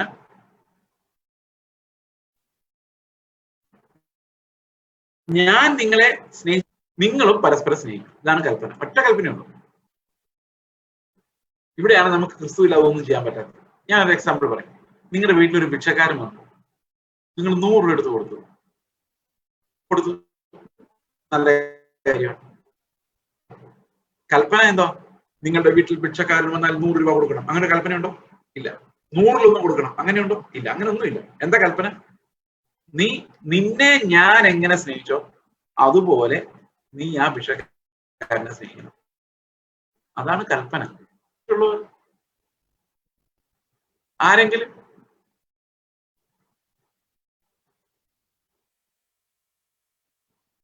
കൽപ്പനകൾ പുറമെ നോക്കുമ്പോ എല്ലാം സിമ്പിളാ. 10 കൽപ്പനകൾ. എന്താ രസമെന്നറിയോ? നിന്റെ ദൈവമായ കർത്താവ് ഞാനാകും, ഞാൻ അത് എന്നെ ദൈവം നിനക്കുണ്ടാകും. ഓക്കെ കർത്താവേ, നിനക്ക് നീ അല്ലാതെ വേറൊരു ദൈവമില്ല. സത്യമാണല്ലോ, എല്ലാവർക്കും സത്യമാണ്. 2, മേലെ ആകാശത്തിലോ താഴെ ഭൂമിയിലോ ഭൂമിക്കാരോ വെള്ളത്തിലുള്ള യാതൊന്നിന്റെ പ്രതിമ സദൃശ്യമൊന്നും നിർമ്മിക്കരുത്. ആര് പണിയാ? നമുക്ക് പടം വരയ്ക്കാൻ പോലും അറിയാൻ പറ്റുന്ന ഞാൻ എന്ത് പ്രതിമ ഉണ്ടാക്കും? നോ. ഈസി. ദൈവത്തിന്റെ നാമം നീ വൃഥ എടുക്കരുത്. അത് ഇത്തിരി പാടാ പെന്തിക്കോസ്തുകാർ. എന്തിനും ദൈവത്തിന്റെ നാമം വൃഥ എടുക്കും. ദൈവമേ കർത്താവേ സ്വതന്ത്രം എന്ന് പറയുന്നതിനെ കുറിച്ച് അല്ല കേട്ടോ ഞാൻ പറയുന്നത്. അത് എപ്പോഴും പറഞ്ഞു, ഒരു കുഴപ്പമില്ല. അത് വൃഥ എടുക്കുന്നതല്ല. വൃഥ എടുക്കുന്ന എങ്ങനെയാണെന്നറിയോ? ദൈവം നിന്നോട് ചോദിച്ചോളൂടാ എന്ന് പറയാ ഇടയ്ക്ക്. ആര് പറഞ്ഞു നിന്നോട് ദൈവത്തിന്റെ പേരിൽ അങ്ങനെ പറയാൻ? നിങ്ങൾ വെറുതെ എടുത്ത് പ്രയോഗിച്ചതല്ലേ, ഒരധികാരം ഇല്ലാതെ. നിങ്ങൾ പറയുന്ന കേട്ട് അവനോട് ചോദിക്കാൻ നടക്കണോ ദൈവം? വെറുതെ എടുത്ത. പിന്നെ കാണുന്ന പ്രവാചകന്മാരും മുഴുവൻ ദൈവത്തിന്റെ ആത്മാവ് പറഞ്ഞോണ്ടാ പറയുന്നത്. എന്നോട് ദൈവത്തിന്റെ ആത്മാവ് പറഞ്ഞുകൊണ്ട് ഒരാൾ പറഞ്ഞത് ഒരു 17 വർഷം മുമ്പാ. 17 വർഷം മുമ്പ്, 2003. അത് തന്നെ 17 വർഷം മുമ്പാണ് കർത്താവിന്റെ ആത്മാവ് എന്ന് പറഞ്ഞുകൊണ്ട് ഒരാൾ എന്നോട് ഒരു പ്രവചനം പറയാം. പറഞ്ഞു ഇത്രയോ, 1.5 വർഷത്തിനുള്ളിൽ നിങ്ങൾ അമേരിക്ക താമസമാക്കും. ഞാൻ പറഞ്ഞു പോവില്ല. പ്രവാചകനാ. ഞാൻ പറഞ്ഞു ഒരിക്കലും പോവില്ല. പുള്ളി പറഞ്ഞു നിങ്ങൾ ഉറപ്പായിട്ടും പോയിരിക്കും, ദൈവത്തിന്റെ ആത്മാവ് എന്നെ കാണിച്ചതാണ്. ഞാൻ പറഞ്ഞു ഞാൻ പോവില്ല. പുള്ളി പറഞ്ഞു അതെന്താ നിങ്ങൾ അങ്ങനെ പറയുന്നത്, നിങ്ങൾ പോയേ പറ്റുള്ളൂ. ഞാൻ പറഞ്ഞു ഞാൻ ഒരിക്കലും പോകില്ല എന്ന് പറയുന്നതിന് വ്യക്തമായ കാരണങ്ങളുണ്ട്. അത് കേട്ടിട്ട് നിങ്ങൾ തീരുമാനിക്കും ഞാൻ പോവില്ലോ എന്ന്. എന്താ? ഞാൻ പറഞ്ഞു എന്നെ അമേരിക്കയിൽ ശുശ്രൂഷിക്കാൻ വിളിച്ചിട്ടില്ല. നമ്പർ 1, എന്റെ ശുശ്രൂഷ അവിടെ അല്ല. അവിടെ പോകില്ല എന്നതിന് അർത്ഥമായില്ല. പുള്ളി പറഞ്ഞ അവിടെ പോയി സെറ്റിൽ ആവുന്നു. അപ്പൊ ഞാൻ പറയാൻ ഉദ്ദേശിച്ചില്ല 15 വർഷങ്ങൾക്ക് മുമ്പാ. പുള്ളി പറഞ്ഞു 1.5 വർഷം ടൈമാ പറഞ്ഞു. എന്നിട്ട് പറഞ്ഞു നിങ്ങൾ ഉറപ്പായിട്ടും പോയിരിക്കും. ഞാൻ പറഞ്ഞു ഒരിക്കലും പോകില്ല എന്നൊരു കാരണം ഞാൻ പറയാം. ഞാൻ പാസ്പോർട്ട് എടുക്കാനും പോകില്ല. പിന്നെ എന്നെ എങ്ങനെ കൊണ്ടുപോകും ഞാൻ ചോദിച്ചു. ഞാൻ പറഞ്ഞു അവസാനം പോകില്ല എന്നുള്ള ഉറപ്പാണ്. എന്നിട്ട് നിങ്ങൾ പറയും നിങ്ങൾ പ്രാർത്ഥിക്കാത്തതുകൊണ്ടാണ്. അതുകൊണ്ട് ഞാൻ പ്രാർത്ഥിക്കുകയില്ലെന്ന് ആദ്യമേ ഞാൻ പറഞ്ഞു, താല്പര്യമില്ല. പുള്ളി പറഞ്ഞു നിങ്ങൾ പോയിരിക്കും, അല്ലെങ്കിൽ ഞാൻ ദൈവത്തിന്റെ പ്രവാചകനാണ്. ഇപ്പോഴും പുള്ളി പ്രവചിക്കുന്നുണ്ട്.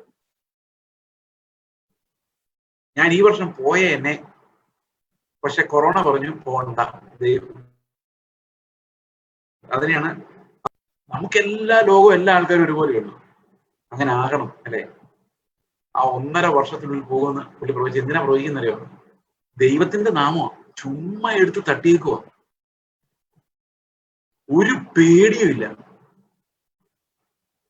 എനിക്ക് പലപ്പോഴും തോന്നിയിട്ടുണ്ട്, ഒരു പേടിയുമില്ലാതെ ദൈവത്തിന്റെ വചനം ഇങ്ങനെ തകർക്കാൻ നമുക്കേ പറ്റുള്ളൂ. ഈ ദൈവത്തെ കുറിച്ചുള്ള ഭയം പോവുക എന്ന് പറയുന്നുണ്ട്. റോമാലേഖനത്തിൽ ഭീകരമായ ഒരു അവസ്ഥയെ കുറിച്ച് പറഞ്ഞു. അവരുടെ ദൃഷ്ടിയിൽ ഇത് നമ്മുടെ തലമുറയുടെ കണ്ണുകളിൽ ദൈവത്തിന്റെ ഭയം കാണാത്തത്. ഈ ശുശ്രൂഷകൾ ഇങ്ങനെ ദൈവഭയമില്ലാത്ത ശുശ്രൂഷകൾക്ക് നമ്മൾ ആമേനും സ്തോത്രവും പറഞ്ഞ് ഇതിന്റെ എല്ലാം പുറകെ ഇവരെ പ്രസാദിപ്പിച്ചുകൊണ്ട് നടന്നപ്പോൾ നമ്മുടെ പിള്ളേർക്ക് ദൈവത്തെ പേടിയില്ലാതായി. How horrible, how disappoint. ദൈവത്തിന്റെ നാമം വെറുതെ എടുത്താൽ എന്താ സംഭവിക്കുന്നത്? പരിശുദ്ധമായതിനെ നമ്മൾ വെറുതെ പ്രയോഗിച്ചു കഴിഞ്ഞാൽ അതിന്റെ വില പോകും. പിന്നെ നമുക്ക് ദൈവ ഭയം ഉണ്ടാകില്ല. നിങ്ങൾക്ക് പലപ്പോഴും തോന്നിയിട്ടില്ല ഈ ചർച്ചിലൊക്കെ ഇങ്ങനെ പൊളിറ്റിക്സ് അതൊക്കെ നടക്കുമ്പോൾ ഇതൊന്നും ദൈവത്തെ പേടിയില്ലേ? ഇല്ലാത്തതുകൊണ്ട് തന്നെയാണ്. നിങ്ങളതിൽ അത്ഭുതപ്പെട്ടിട്ട് കാര്യമില്ല. there is no fear of God in their eyes. അന്ത്യകാലത്തെ സഭയുടെ ഒരു പ്രത്യേകതയാണത്. they don't fear the Lord anymore. Painful. പക്ഷെ നമ്മൾ വിചാരിച്ചാൽ നമുക്ക് ദൈവത്തിന്റെ നാമം വെറുതെ എടുക്കാതിരിക്കാം. 4-മത്തേത് ശബത്ത് ദിവസത്തെ ശുദ്ധമായി ആചരിക്കുക. സിമ്പിൾ. ശനിയാഴ്ച കിടന്നുറങ്ങുക, അല്ലെങ്കിൽ കുറച്ചേരം പ്രാർത്ഥിക്കുക. ശനിയാഴ്ച ആയിരുന്നല്ലോ അന്ന്, ഇന്ന് ശനിയാഴ്ച അല്ലേ? ഓക്കെ. പക്ഷെ പുതിയ നിയമത്തിലെ ശബത്ത് ശനിയാഴ്ചയാണോ ഞായറാഴ്ചയാണോ? ശനിയാഴ്ച. ഇന്ന് പറയുമ്പോൾ എന്ന് വേണമെങ്കിലും പറയാം. തിങ്കളാഴ്ച പറയുമ്പോൾ തിങ്കളാഴ്ച, അങ്ങനെയാണ്. പുതിയ നിയമത്തിലെ ശബത്ത് എന്ന് പറയുന്ന ഒരു അനുഭവം, ഒരു ദിവസമാണ്. നിങ്ങൾക്കൊരു ശബത്ത് അനുഭവം ശേഷിച്ചിരിക്കും. ഏത് കൊടുങ്കാറ്റ് നടുവിൽ നമ്മുടെ കർത്താവിന്റെ അടുത്ത് അനുഭവിക്കുന്ന റെസ്റ്റ് ഉണ്ട്. അതിനാണ് നമ്മൾ ശബത്ത് എന്ന് പറയുന്നത്. പിതാവിനോടുള്ള സ്വസ്ഥത. അത് നമുക്ക് എപ്പോഴും അനുഭവിക്കാൻ പറ്റും. നമ്മൾ ഈ ഗൾഫിൽ നിന്നൊക്കെ, അയർലൻഡിൽ നിന്നൊക്കെ നിങ്ങൾ നാട്ടിൽ വരുമ്പോൾ നാട്ടിൽ നിങ്ങളുടെ മാതാപിതാക്കളൊക്കെ പറയത്തില്ലേ,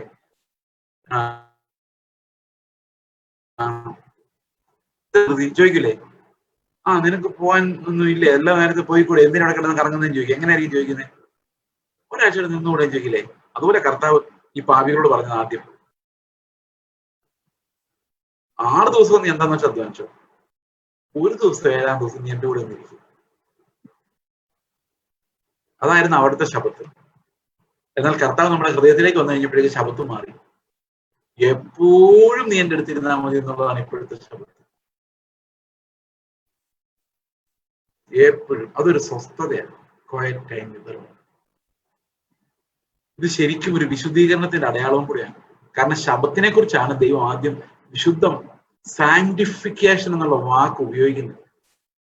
അവൻ 7-ാം ദിവസത്തെ ശുദ്ധീകരിച്ചു എന്ന് പറയും. ദൈവത്തോടു കൂടെ നമ്മൾ അനുഭവിക്കുന്ന റെസ്റ്റ് ശരിക്കും നമ്മുടെ ശുദ്ധീകരണമാണ്, sanctification. If you can find rest in the Lord, that means we are being sanctified. Okay, അത് എളുപ്പമാണ്. പഴയ നിയമത്തിൽ വെച്ച് നോക്കിയാൽ എളുപ്പമാണ്.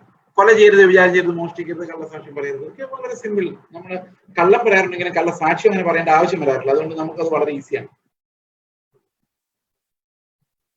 പിന്നെ അന്യന്റെ യാതൊന്നും മോഹിക്കരുത്, അതാണ് ഇത്തിരി പാട്. പക്ഷെ ഇപ്പൊ അതും വലിയ പാടല്ല. കാരണം അന്ന് അന്യന്റെ കാളയും കുതിരയൊക്കെ ആയിരുന്നു കഴിയുമ്പോൾ ആ ഒരു കുതിര വേറൊരിടത്തും കാണുകയില്ല. പക്ഷെ ഇന്ന് അങ്ങനെയല്ല. ഇതിപ്പോ കാറ് വീടൊക്കെയാണ്. അതിന് നല്ല ഒന്ന് കിട്ടിയാൽ നമുക്ക് മതി. അവന്റെ തന്നെ വേണമെന്നൊന്നുമില്ല. അത് കാറിന്റെ ഷോറൂമിൽ ഇഷ്ടം പോലെ ഉണ്ട്. അപ്പൊ അന്യന്റെ സ്വത്ത് മോഹിച്ചൊന്നും ഇല്ല താനും. എന്നാൽ നമുക്ക് മോഹിക്കുകയും ചെയ്യാം. ഈ OLX, നമ്മൾ ഇന്ത്യയിലാണെങ്കിൽ OLXും ആമസോണും ഒക്കെ നോക്കി അത് കിട്ടിയാൽ കൊള്ളാം, ഇത് അങ്ങനെ മോഹിക്കാം. എല്ലാവരുടെ അല്ലല്ലോ. അപ്പൊ ഒരർത്ഥത്തിൽ പറഞ്ഞു നോക്കിയാല് ഇതെല്ലാം നമുക്ക് വേണമെങ്കിൽ അനുസരിക്കാവുന്നേ. പക്ഷെ പ്രോബ്ലം എന്താണെന്നറിയോ? ഇതെല്ലാം ഞാൻ ആദ്യ ദിവസം പറഞ്ഞ മാങ്ങാപ്പഴമായിരുന്നു. ഇതിനകത്തൊരു മാങ്ങാണ്ടി ഇരിപ്പുണ്ടായിരുന്നു. ഇതാരും കണ്ടില്ല. ഇത് കർത്താവ് എടുത്ത് വെള്ളോട്ടിട്ട് പറയാണ്, നിങ്ങൾ ഇതൊന്നും അനുസരിച്ചിട്ട് കാര്യമില്ല. ജഡത്താൽ ജനിച്ചത് മുഴുവൻ ജഡമാണ്. നിങ്ങൾക്ക് എന്നെ കൂടാതെ ഒന്നും ചെയ്യാൻ പറ്റില്ല. കാരണം ദൈവത്തിന്റെ കൽപ്പന തികഞ്ഞു വരുന്നത് സ്നേഹത്തിലാണ്. അത് മറ്റുള്ളവർക്ക് വേണ്ടി എന്റെ ജീവനെ കളയുന്നതിലാണ്. യോഹന്നാൻ 15:12 എന്താ പറയുന്നത് നോക്കി. നിങ്ങൾ ഇത് അണ്ടർലൈൻ ചെയ്യരുത് കേട്ടോ, മനസ്സിൽ അണ്ടർലൈൻ ചെയ്യണം. ബൈബിളിൽ അണ്ടർലൈൻ ചെയ്യുന്നത് നല്ല ശീലമല്ല. അതിന്റെ കുഴപ്പമെന്ന് വെച്ച് കഴിഞ്ഞാൽ പിന്നെ നിങ്ങൾ ബൈബിൾ വായിക്കുമ്പോൾ അണ്ടർലൈൻഡ് വാക്യങ്ങൾ മാത്രമേ വായിക്കുള്ളൂ, ബാക്കിയുള്ളത് വിട്ടുപോകും. അതുപോലെ കമന്ററി ഉള്ളതും വായിക്കരുത്. ഞാൻ കൽപ്പന പറയുമല്ല കേട്ടോ, ഞാൻ തിരുമേനിയൊന്നുമല്ല, ഒരു സജഷൻ പറഞ്ഞതേ ഉള്ളൂ. ഈ കമന്ററി ഉള്ള ബൈബിൾ വായിക്കുമ്പോൾ എന്താ പ്രോബ്ലം അറിയോ? മുകളിലത്തെ ബൈബിളും താഴത്തെ കമന്ററി നമ്മൾ വായിക്കും. വായിച്ചു കഴിഞ്ഞിട്ട് എഴുന്നേക്കുമ്പോൾ ഇതിൽ ഏതായിരിക്കും നിങ്ങളുടെ മനസ്സിൽ ഇരിക്കുന്നത്? രണ്ടും ഇരിക്കും. അപ്പൊ നിങ്ങൾ വിചാരിക്കും ഈ കമന്ററി ബൈബിൾ ഹൃദയത്തിൽ ചിന്തിച്ചുകൊണ്ടിരിക്കും.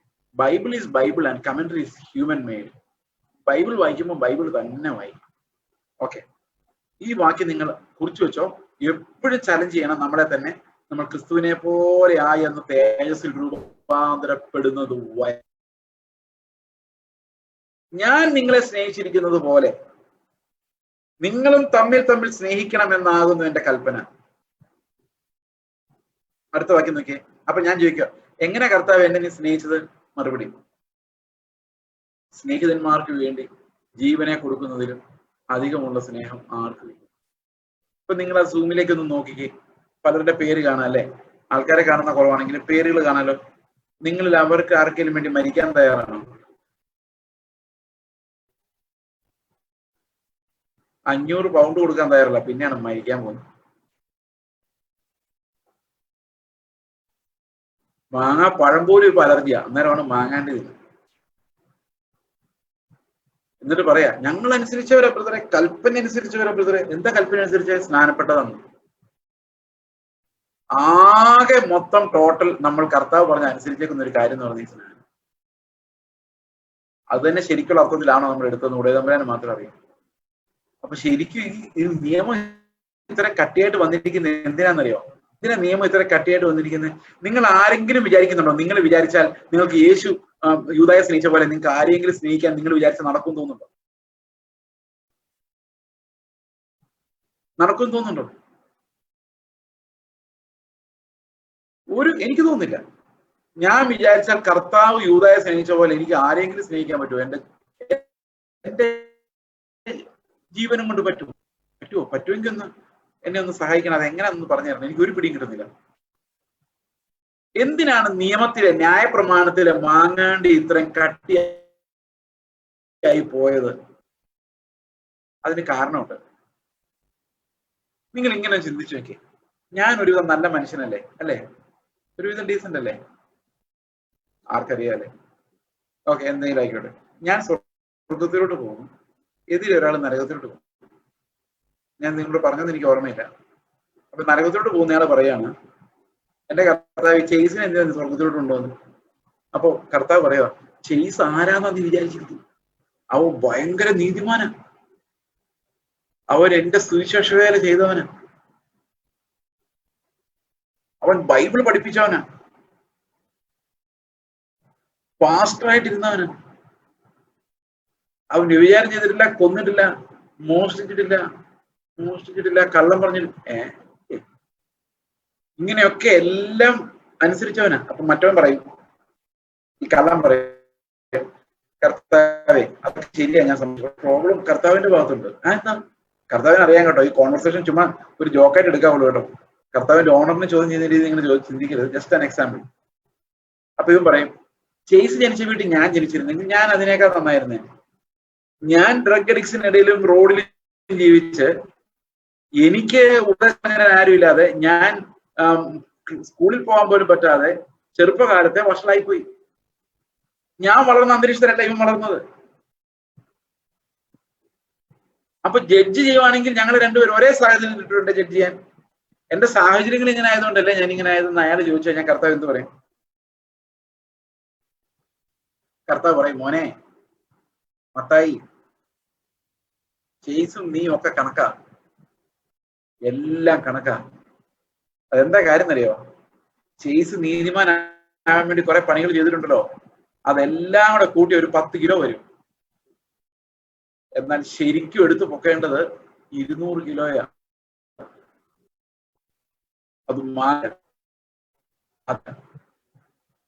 അതൊരുത്തനും തൊട്ടിട്ടില്ല. എല്ലാം പാപികളാണ്. ആരും നീതിമാനില്ലാൻ വേണ്ടിയാണ് ദൈവം ന്യായപ്രമാണത്തെ തന്നത്. ബൈബിളിൽ അങ്ങനെ ഉണ്ടോ സഹോദരങ്ങളെ? റോമാലേഖനം 3-ാം അധ്യായം. എന്തിനാണ് കർത്താവ് നിയമങ്ങൾ തന്നത്? നമുക്ക് വായിക്കാം. റോമാലേഖനം 3-ാം അധ്യായത്തിന്റെ 19, 20, 21 വാക്യങ്ങൾ. ന്യായപ്രമാണം പറയുന്നതെല്ലാം നമ്മൾ യോഹന്നാന്റെ നമ്മുടെ നിസ്സായാവസ്ഥയിൽ നിന്നാട്ടോ ന്യായപ്രമാണം പറയുന്നതെല്ലാം ന്യായപ്രമാണത്തിന് കീഴുള്ളവരോട് പ്രസ്താവിക്കുന്നു. എന്താ ന്യായപ്രമാണത്തിന് കീഴുള്ളവരോട് പ്രസ്താവിക്കുന്നത്? 10-ാം വാക്യം നോക്കിയേ. നീതിമാൻ ആരുമില്ല, ഒരുത്തൻ പോലുമില്ല. ഇതാണ് ന്യായപ്രമാണം പറയുന്നത്. ആരോട്? ന്യായപ്രമാണം അനുസരിക്കുന്നവരോട്. അപ്പൊ ലോകത്ത് കുറച്ച് നീതിയെങ്കിലും ഉണ്ടെന്ന് വിചാരിച്ചുകൊണ്ടിരിക്കുന്ന ആരാ? ഈ യഹൂദന്മാരാ. പറയാണ്, നിങ്ങളും പോക്കാണ്. ഇതാണ് ന്യായപ്രമാണം പറയുന്നത്. നീതിമാൻ ആരുമില്ല, ഒരുത്തൻ പോലുമില്ല. എന്തിനങ്ങനെ ആക്കിയെന്ന് നോക്കിയേ. അങ്ങനെ ഏതു വായു അടഞ്ഞ്, ചെയ്സിന്റെ വായു അപ്പുറത്തോടെ നരകത്തിലോട്ട് പോകാം, എല്ലാ വായു അടഞ്ഞ് സർവലോകവും ദൈവസന്നിധിയിൽ ശിക്ഷായോഗ്യമായി തീരേണ്ടതിന് തന്നെ. കണ്ടോ? അപ്പൊ കർത്താവ് പറഞ്ഞു, ഞാൻ വെച്ച് വിധിക്കത്തില്ല, ഒരു മനുഷ്യന്റെയും സ്വന്തം നീതി വെച്ച് വിധിക്കില്ല, ഒരു മനുഷ്യനും അവന്റെ പ്രവൃത്തി വെച്ച് വിധിക്കില്ല. പ്രവൃത്തി വെച്ച് വിധിച്ചാൽ ഈ പ്രോബ്ലം ഉണ്ടാകും. കാരണം സാഹചര്യങ്ങളും ജീനുകളുമാണ് നമ്മൾ ഇങ്ങനെ ആക്കിയിരിക്കുന്നത്. We don't have much of a control on our emotions. സമ്മതിച്ചോ? നിങ്ങൾ ശാസ്ത്രം പഠിക്കുന്നവരും ഡോക്ടേഴ്സും നഴ്സസും ഒക്കെ ഇവിടെ കാണുമല്ലോ. ഞാനൊരു ചോദ്യം നിങ്ങളോട് ചോദിക്കട്ടെ. മനുഷ്യന്റെ പെരുമാറ്റത്തിന് കാരണം എന്താണ് ശാസ്ത്രീയമായിട്ട് പറഞ്ഞാൽ? എന്തിന്റെ അടിസ്ഥാനത്തിലാണ് മനുഷ്യൻ പെരുമാറുന്നത്? അവന്റെ ഫിസിയോളജിക്കൽ കണ്ടീഷൻസ് കൊണ്ടാണ് ശാസ്ത്രം പറയുന്നത്, അല്ലെ? എന്ന് പറഞ്ഞാൽ ഹോർമോണുകളുടെ വിന്യാസം, കൂടെ ഓടുന്ന കെമിക്കലുകള്, ബ്രെയിനിനെ സ്വാധീനിക്കുന്ന ഒത്തിരി ഘടകങ്ങളുണ്ട്.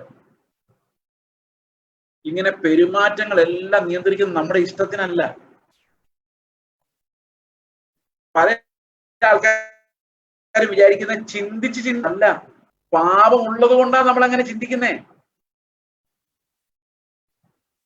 ജഡ സ്വഭാവം ഉള്ളത് കൊണ്ടാ ജഡത്തിനുള്ള ചിന്ത വരുന്നത്. അല്ലാതെ ജഡസ്വഭാവമുള്ള ചിന്തിച്ച് നമ്മൾ ജഡീകരായി മാറുന്നതല്ല. ജഡീകനായതുകൊണ്ടാണ് അങ്ങനെ ചിന്തിക്കുന്നത്. ജഡസ്വഭാവം ഉള്ളവൻ ജഡത്തിനുള്ളതും ആത്മസ്വഭാവം ഉള്ളവൻ ആത്മാവിനുള്ളതും ചിന്തിക്കുന്നു. അപ്പൊ ഈ ജഡസ്വഭാവം എന്ന് പറയുന്നത് ഫ്ലഷ്, നമ്മൾ മുറിച്ചു കളയേണ്ട അപര്യാപ്തത എന്ന് പറയുന്നത്, ഈ ജഡത്തിൽ ഒരു നന്മയും വസിക്കുന്നില്ല എന്നുള്ളതാണ്. അതാണ് എന്റെ, ഈ ശരീരത്തിൽ ഒരു നന്മയും വസിക്കുന്നു. ഉദാഹരണ കാര്യം തന്നെ എടുക്കാം. നിങ്ങൾ ഇങ്ങനെ കേട്ടിട്ടില്ലേ, എന്റെ പാസ്റ്ററെ ഹോർമോൺ പ്രോബ്ലം ആണെന്ന് തോന്നുന്നു, ഓ എനിക്ക് എല്ലാവരോടും ദേഷ്യം വരുവോ? കേട്ടിട്ടുണ്ടോ? നിങ്ങൾ തന്നെ ചിലപ്പോൾ പറഞ്ഞിട്ടുണ്ടാവും. എന്നാ ഇങ്ങനെ കേട്ടിട്ടുണ്ടോ, ഹോർമോൺ പ്രോബ്ലം ആണെന്ന് തോന്നുന്നു ബ്രദറെ, എല്ലാരോടും ഭയങ്കര സ്നേഹവും കാര്യവും തോന്നുമോ? അങ്ങനെ ആരെങ്കിലും പറഞ്ഞിട്ടുണ്ടോ? പറയല്ല. കാരണം എന്താ? ഈ വീണുപോയ ശരീരത്തിൽ ഒരു ഹോർമോൺ പോലും ദൈവത്തിന്റെ കൽപ്പന അനുസരിക്കാൻ നമ്മളെ സഹായിക്കില്ല. ഒരു ഭിക്ഷക്കാരനെ കാണുമ്പോൾ, അല്ലേ വേണ്ട ഭിക്ഷക്കാരെ വിട്ട് നമുക്ക് ചിലപ്പോൾ സിമ്പതി എന്ന് പറഞ്ഞൊരു സാധനം ഉണ്ടല്ലോ, മാനസികമായ ഒരു ഡ്യൂപ്ലിക്കേറ്റ് കൗണ്ടർ ഫീറ്റ്, അത് വെച്ച് നമ്മൾ അഡ്ജസ്റ്റ് ചെയ്യും. ശത്രുവിനെ പറയാം, നിങ്ങളുടെ ശത്രുവിനെ കർത്താവ് നിങ്ങളെ സ്നേഹിച്ച പോലെ ജീവൻ കളഞ്ഞുള്ള സ്നേഹം. അപ്പൊ നിങ്ങൾ പറയും, യോഹന്നാൻ സ്നേഹിതൻ എന്നാണല്ലോ പറഞ്ഞേക്കുന്നതെന്ന്. കാരണം സ്നേഹിതന് വേണ്ടി ജീവൻ കൊടുക്കാനല്ല യോഹന്നാൻ പറഞ്ഞേക്കുന്നത്. പക്ഷെ സ്നേഹിതൻ ആരാന്ന് ചോദിച്ചപ്പം കർത്താവ് കഥ പറഞ്ഞ ശമരിയാക്കാരന്റെ കഥ, കാര്യം ഇവരുടെ ശത്രുക്കളായിരുന്നു. ഓക്കെ, അപ്പൊ നമ്മൾ മാങ്ങാണ്ടി കണ്ടല്ലോ, എല്ലാരും കണ്ടല്ലോ. ഇനി ആർക്കെങ്കിലും നീതിമാൻ എന്ന് പറയാൻ പറ്റുമോ? നിങ്ങൾ ആരെങ്കിലും സ്വയത്തിലേക്ക് നോക്കിയിട്ട് നീതിമാൻ എന്ന് പറയാൻ പറ്റുമോ? ഞാൻ 1-2 എക്സാമ്പിൾസ് കൂടെ പറയാം. ഓക്കെ, ഈ നീതി ഒന്നും ഇല്ലെന്ന് കാണാൻ വേണ്ടി. ഞങ്ങൾക്ക് 4 പിള്ളേരാണ്, 4 ചിൽഡ്രൻ, 4 പേര്.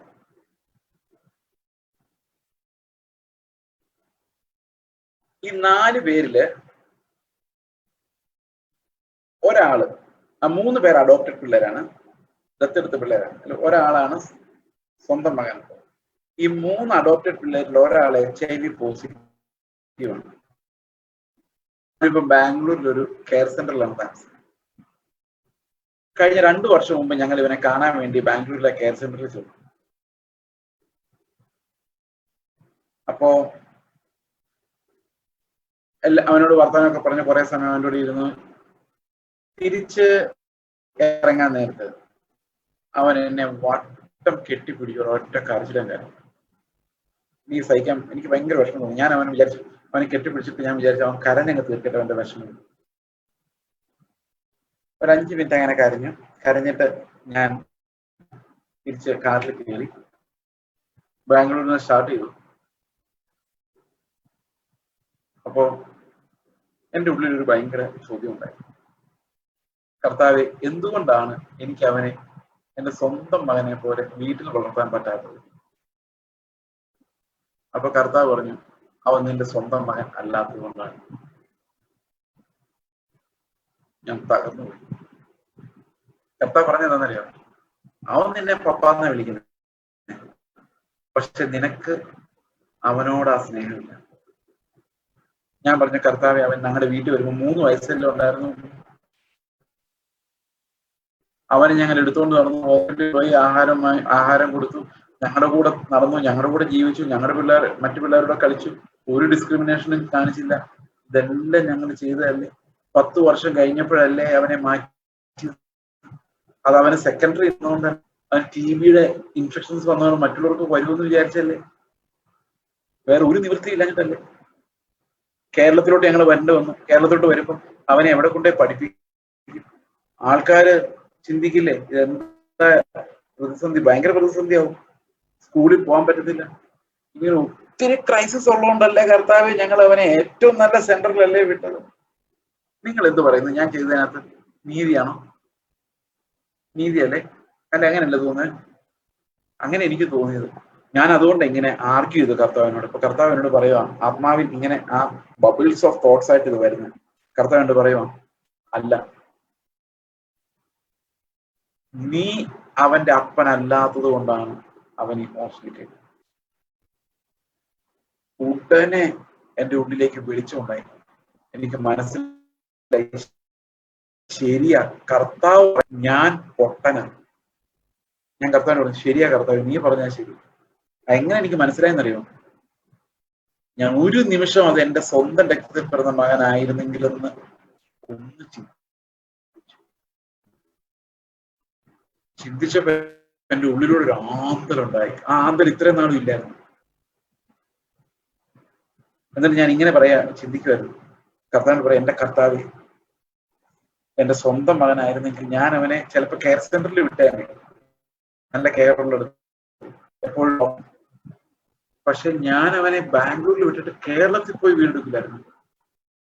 അവന്റെ കെയർ സെന്ററിനടുത്ത് തന്നെ വീടെടുത്തേനെ. എല്ലാ ദിവസവും രാവിലെ വന്ന് അവനെ കെട്ടിപ്പിടിച്ചിരുന്ന് കരഞ്ഞേനെ. എന്റെ ഉള്ളിൽ ഒരു വിങ്ങുന്ന വേദനയായിട്ട് എപ്പോഴും അവൻ ഇങ്ങനെ നിറഞ്ഞു നിന്നേനെ. എനിക്ക് അത്രയൊന്നും തോന്നുന്നില്ല, തീരുമാനമൊന്നുമില്ല. ഇന്നു മുതൽ ഞാൻ ടെൻഷൻ അടിക്കാൻ പോവാണ്. ഇല്ല, എന്റെ ശരീരത്തിൽ വരില്ല. കർത്താവ് എന്നോട് പറഞ്ഞു, നിനക്ക് ഞാൻ എത്ര മാർക്ക് തന്നേക്കെന്നറിയോ? 0. ഗോൺ. അവിടെയാണ് ഞാൻ മനസ്സിലാക്കുന്നത്, ജഡം എന്ത് ചെയ്താലും കർത്താവിന് മുമ്പിൽ ഒരു 0 വന്ന് വീഴുന്നല്ലാതെ ഒരു പ്രയോജനം.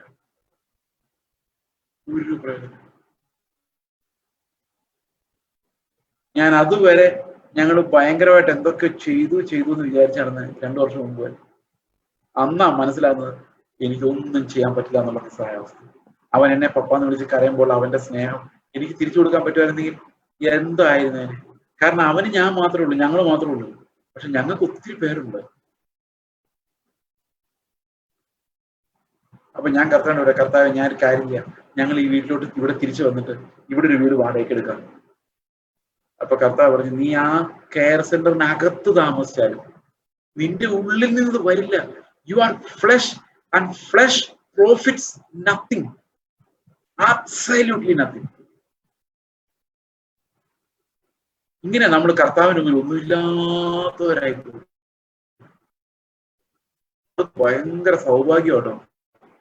അങ്ങനെ ആയില്ലെങ്കിൽ നമ്മൾ കർത്താവിന്റെ ജീവൻ അനുഭവിക്കില്ല.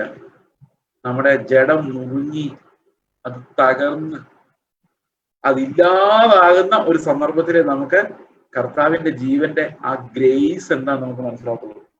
ന്യായപ്രമാണം നമ്മൾ മനസ്സിലാക്കുമ്പോൾ, അതിന്റെ കട്ടിയായ മനസ്സിലാക്കുമ്പോഴാണ് നമുക്ക് മനസ്സിലാകുന്നത് എന്റെ കർത്താവില്ലാതെ ഒന്നും ചെയ്യാൻ എനിക്ക് കഴിയില്ല. അപ്പൊ കർത്താവ് എന്താ ചെയ്യുന്നത് നോക്കാം. ഇതിന്റെ പ്രധാന പ്രശ്നം എന്ന് പറഞ്ഞാൽ നമ്മുടെ ശരീരമാണ്. ഞാൻ നിങ്ങളോട് പറഞ്ഞു,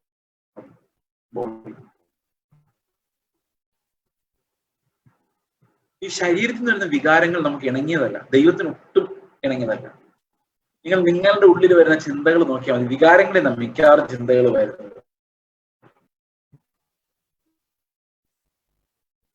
വികാരത്തിന്റെ ഇരിപ്പിടം എന്ന് പറയുന്നത് ഫിസിയോളജിക്കലാണ്, ശരീരമാണ്. നമ്മുടെ സുബോധമാണ് നമുക്ക് ദൈവത്തിൽ നിന്നുള്ളത്. ദൈവത്തിനുള്ള മാനസികമായ ചിന്തകളിൽ നിന്ന് സുബോധം ട്രെയിനിങ്ങിൽ നിന്ന് വരുന്നത് മനസ്സാക്ഷി. പക്ഷെ പ്രവണതകൾ മുഴുവൻ ശരീരത്തിന്റെ. ഈ ശരീരവും മനസ്സും നമ്മളൊരു എഗ്രിമെന്റ്. ഈ ഒരു എഗ്രിമെന്റിനെയാണ് നമ്മൾ ജഡം എന്ന് പറയുന്നത്, flesh. And that flesh works no good. ഒരു നന്മയും ഈ ജഡം ചെയ്യും. നിങ്ങൾ എത്ര പേർക്ക് ഇത് കേട്ടിട്ടിരുന്നവർക്ക് മനസ്സിലായിട്ടുണ്ട്, ഞാൻ ഒന്നുമില്ല, എന്റെ ഒരു പ്രവൃത്തി കൊണ്ടും എനിക്ക് കർത്താവിനടുത്ത് ചെല്ലാൻ പറ്റില്ല, എന്റെ ഒരു അനുസരണവും ഞാൻ ദൈവത്തെ പ്രസാദിപ്പിക്കുന്നില്ല, കാരണം ആന്തരികമായ നിയമം അനുസരിക്കാനുള്ള കഴിവ് എനിക്കില്ല. ദൈവ ഹൃദയങ്ങളെ നോക്കുമ്പോൾ എന്റെ ഉള്ളിൽ സ്നേഹമില്ല. എല്ലാം ചെയ്യുന്നുണ്ട്. ഞാൻ നിങ്ങളോട് ഇപ്പൊ സംസാരിച്ചുകൊണ്ടിരിക്കുകയല്ലേ, എത്ര മാർക്ക് കിട്ടുമായിരിക്കും? 0. കാരണം എനിക്ക് നിങ്ങളുടെ ഒന്നുമില്ല. ആന്തരികമായി നോക്കിക്കഴിഞ്ഞാൽ അകപ്പെ ഉണ്ടെന്ന് പറയാവുന്നേ ഉള്ളൂ. ഓർമ്മ പോലും വരികയില്ല. അതാണ് എനിക്ക് ഏറ്റവും വലിയ വിഷമം. സാധാരണ ഫാസ്റ്റർമാർക്കൊക്കെ ആളുകളുടെ പേരും അഡ്രസ്സും ഒക്കെ ഭയങ്കര ഓർമ്മയാണ്. എനിക്കൊരു ഓർമ്മയില്ല. അതുകൊണ്ട് ആൾക്കാർ ഫോൺ ചെയ്യുമ്പോൾ എനിക്ക് ഭയങ്കര വിഷമമാണ്. ഓർമ്മയുണ്ടോ പാസ്റ്ററെ? ഇല്ലല്ലോ, മറന്നുപോയി. ഭയങ്കര പെയിനാണ്. ഓർമ്മയില്ല. കഴിഞ്ഞ 2 വർഷം മുമ്പ് ഞാനൊരു ചർച്ച ചെന്നു. അപ്പോഴത്തെ ഒരു അങ്കിൾ എന്നോടൊന്ന് ചോദിച്ചു. ഞാൻ പറഞ്ഞില്ലല്ലോ. എന്ത് ഈസി ആയിട്ടല്ലേ പറയുന്നത്. പുള്ളി പറയാം, കഴിഞ്ഞ 6 മാസം മുമ്പ് പാസ്റ്റർ ഞാൻ ചർച്ച വന്നായിരുന്നു, ഓർമ്മയുണ്ടോ? 3 ദിവസത്തെ ബൈബിൾ സ്റ്റഡിക്ക്. അതെ, വന്നായിരുന്നു. അന്ന് 3 ദിവസം എന്റെ വീട്ടിലാണ് താമസം. എന്ത് പറയും? ഈ മനുഷ്യൻ ഇവിടെ വന്നുകൊണ്ട് നിങ്ങളോട് പറയുവാ എനിക്ക് നിങ്ങളോടെല്ലാം ഭയങ്കര അകപ്പയാന്ന് പറഞ്ഞു. നിങ്ങൾ സമ്മതിക്കുമോ? അപ്പൊ 0 ഉള്ളൂ. കാരണം any work done by you multiplied by lack of love. അപ്പൊ ഇങ്ങനെയാണ് ന്യായപ്രമാണം നമ്മളെ ബലഹീനരും നിസ്സഹായരുമാക്കുന്നത്. എന്നിട്ട് ഈ കൃപക്കാര് പറഞ്ഞ് നമ്മളെ പറ്റിച്ച ഒരു വാക്യമുണ്ട്. കൃപ പെരുകുന്നിടത്ത് പാപം പെരുകിയെടുത്ത് കൃപയും ഏറ്റവും അധികം പെരുകി. റോമാലേഖനം 5-ാം അധ്യായം. എങ്ങനെയാ പാപം പെരുകിയെന്നറിയോ? അവിടെ ചെയ്ത് പെരുകിയതല്ല, അവര് പറഞ്ഞ് ചെയ്ത് പെരുകുന്ന. പാപം ചെയ്യുന്തോറും നിങ്ങൾ കൃപയിലോട് വീഴുമെന്ന് അവർ പറഞ്ഞു. പക്ഷെ അവിടെ എഴുതിയിരിക്കുന്ന ചെയ്ത് പെരുകുന്നല്ല. പാപം പെരുകേണ്ടതിന് ന്യായപ്രമാണം ഇടയിലേക്ക് വന്നു. ന്യായപ്രമാണം വന്ന എന്തിനാന്നറിയോ? നമ്മുടെ പാപികളാന്ന് കാണിച്ചു തരാൻ വേണ്ടിയാ. അങ്ങനെ പാപം പെരുകുന്ന കാര്യം അവിടെ പറഞ്ഞേക്കുന്നത്. ഇങ്ങനെയല്ലേ എഴുതിയേക്കുന്നത്? ഈ മുറിവചനങ്ങൾ അവിടെ നിന്ന് ഇവിടുന്ന് എടുത്ത് തിയോളജി സ്ഥാപിക്കാൻ പോകുമ്പോൾ ഉണ്ടാകുന്ന പ്രശ്നമാണ്. തൊട്ടുമുമ്പത്തെ വാക്യം എന്താ എഴുതിയിരിക്കുന്നത്? ന്യായപ്രമാണം 5-ാം അധ്യായത്തിന്റെ അവസാനത്തെ 2 വാക്യങ്ങൾ നമ്മൾ എടുത്താൽ ഞാൻ വായിക്കാം. നോക്കി. എന്നാൽ ലംഘനം പെരുകേണ്ടതിന്. ഇപ്പൊ ന്യായപ്രമാണത്തിന്റെ റൂള് ഇൻട്രൊഡ്യൂസ് ചെയ്തപ്പോ ഞാനിപ്പോ നിങ്ങളോട് പറഞ്ഞില്ലേ, അകത്തെ ന്യായപ്രമാണത്തിന്റെ കട്ടിയായ ഭാഗം പറഞ്ഞില്ലേ? അപ്പൊ എത്ര പേർക്ക് ലംഘനം പെരുകി? കേട്ടവർക്കെല്ലാം ലംഘനം പെരുകിയില്ലേ? ഇങ്ങനെ പെരുകുന്ന കാര്യം പറഞ്ഞേക്കുന്നേ. ലംഘനം പെരുകേണ്ടതിന് ന്യായപ്രമാണം ഇടയിൽ ചേർന്ന് വന്നു. അത് പാപം പെരുകിയെടുത്ത് കൃപയും അത്യന്തം വർദ്ധിച്ചു. അപ്പൊ നിങ്ങൾക്ക് ഇപ്പോൾ ഭയങ്കരമായ ആ ലംഘനം പെരുകിയതായിട്ട് തോന്നുന്നുണ്ടെങ്കിൽ അവിടെ കൃപ വ്യാപരിക്കാൻ വേണ്ടിയാണ്. നിങ്ങൾ പാപം ചെയ്തിട്ടല്ല ലംഘനം പെരുകുന്നത്. ന്യായപ്രമാണം നിങ്ങളെ കൂടുതൽ പാപബോധം വരുത്തുമ്പോഴാണ് ഈ ലംഘനം പെരുകുന്നത്. എനിക്ക് ആ 1-2 എക്സ്പീരിയൻസ് ഉണ്ടായ ശേഷമാണ് എനിക്ക് ലംഘനം പെരുകിയത്. അതുവരെ എനിക്ക് ലംഘനം ഇല്ലായിരുന്നു എന്ന് വിചാരിച്ചുകൊണ്ടാണ് ആളാ ഞാൻ. അതായത് ന്യായപ്രമാണം ഇടയിലോട്ട് കൊണ്ടുപോയി കർത്താവ് വെക്കുകയും ചെയ്തു. നമ്മൾ മുഴുവൻ ലംഘനം പെരുകിപ്പോയി. അങ്ങനെ പെരുകുന്ന കാര്യം അവിടെ പറയുന്നത്. അല്ലാതെ പ്രവർത്തിച്ച് ലംഘനം പെരുകുന്നിടത്തെല്ലാം നാളെ ഒരുത്തന്റെ മാല മോഷിച്ചു, ആ ലംഘനം പെരുകി, അപ്പൊ ഇത്തിരിയുടെ കൃപ കൂടി. അങ്ങനെയല്ല. അങ്ങനെ ഞാൻ പറഞ്ഞത് ശരിയാണോ? അങ്ങനെയല്ലേ ബൈബിളിൽ എഴുതിയിരിക്കുന്നത്? അപ്പൊ എങ്ങനെയാണ് ഈ ലംഘനം പെരുകുന്നിടത്ത് കൃപ വർദ്ധിക്കുന്നത്? അതായത് ന്യായപ്രമാണം നമ്മളെ തകർത്ത്.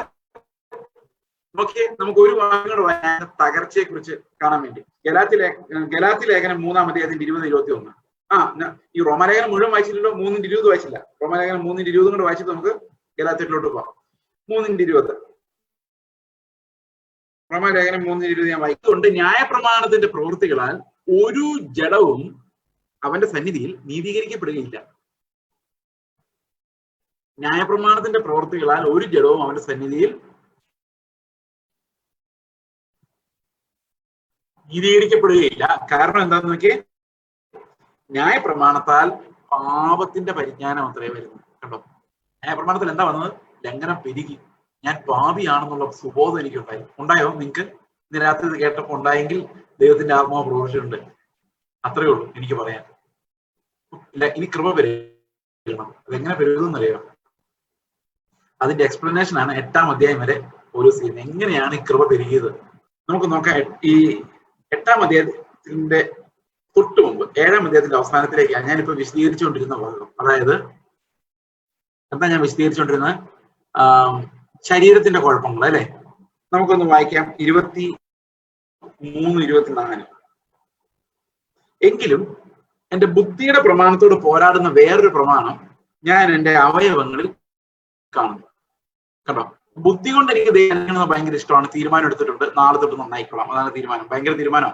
നാളെ മുതൽ ഞാൻ രാവിലെ എഴുന്നേക്കും, പ്രാർത്ഥിക്കും, വിശുദ്ധ ജീവിതം നയിക്കും, ഇനി ഒരു തെറ്റും ചെയ്യത്തില്ല, ജനുവരി 1 ഈ ഒരു വർഷക്കാലം മുഴുവൻ. നല്ല തീരുമാനമാണ്. പക്ഷെ എന്താ പ്രശ്നം അറിയാം? നമ്മുടെ ശരീരത്തിൽ അത് നേരെ ഓപ്പോസിറ്റ് ആയിട്ട് വരുന്നൊരു പ്രവൃത്തിയുണ്ട്. ഇങ്ങനെ നമ്മൾ തകർന്ന് തരിപ്പണം. ഞാൻ ഇന്നലെ ഈ പാവത്തിന്റെ കാര്യം പറഞ്ഞപ്പം, ജഡത്തിന്റെ കാര്യം പറഞ്ഞ ഓർമ്മയുണ്ടോ? നിങ്ങൾ അയർലൻഡിൽ നിന്ന് ഇവിടെ ചർച്ച് പണിയാൻ വേണ്ടി പൈസ കൊടുത്താൽ സംഭവിക്കുന്നത് എന്താണ് ഓർമ്മയുണ്ടോ? എന്ത് സൽപ്രവൃത്തി ചെയ്താലും അതിനെതിരെ പ്രവർത്തിക്കുന്ന ഈ ന്യൂട്ടന്റെ 3-ാം ചലന നിയമം അറിയാമോ? ഞാൻ ഫിസിക്സ് ആണ് എന്റെ ഡിഗ്രിക്ക് പഠിച്ചത്. എനിക്കിത് ഭയങ്കര ഇഷ്ടമായി ഇങ്ങനെ പറയാം. നിങ്ങൾക്ക് ചിലർക്കെങ്കിലും അറിയാതിരിക്കും, എല്ലാവർക്കും മിക്കവാർക്കും അറിയാവുന്ന ഒരു നിയമമാണ് ന്യൂട്ടന്റെ 3-ാം ചലന നിയമം. 1, 2, 3. അതായത് ഏതൊരു പ്രവർത്തനത്തിനും തുല്യവും വിപരീതമായ ഒരു പ്രതിപ്രവർത്തനം ഉണ്ടായി. To every action there is an equal and opposite reaction. That means if you are pushing a vehicle by sitting inside the vehicle, it will not go.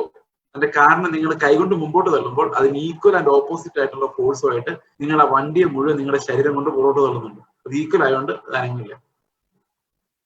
ഈ ഗുരുത്വാകർഷണം കണ്ടുപിടിച്ച ആരാ? ന്യൂട്ടനാണ്. ഇത് ന്യൂട്ടനാണ്. ഗുരുത്വാകർഷണം കണ്ടുപിടിച്ച എങ്ങനെയാണെന്നറിയോ?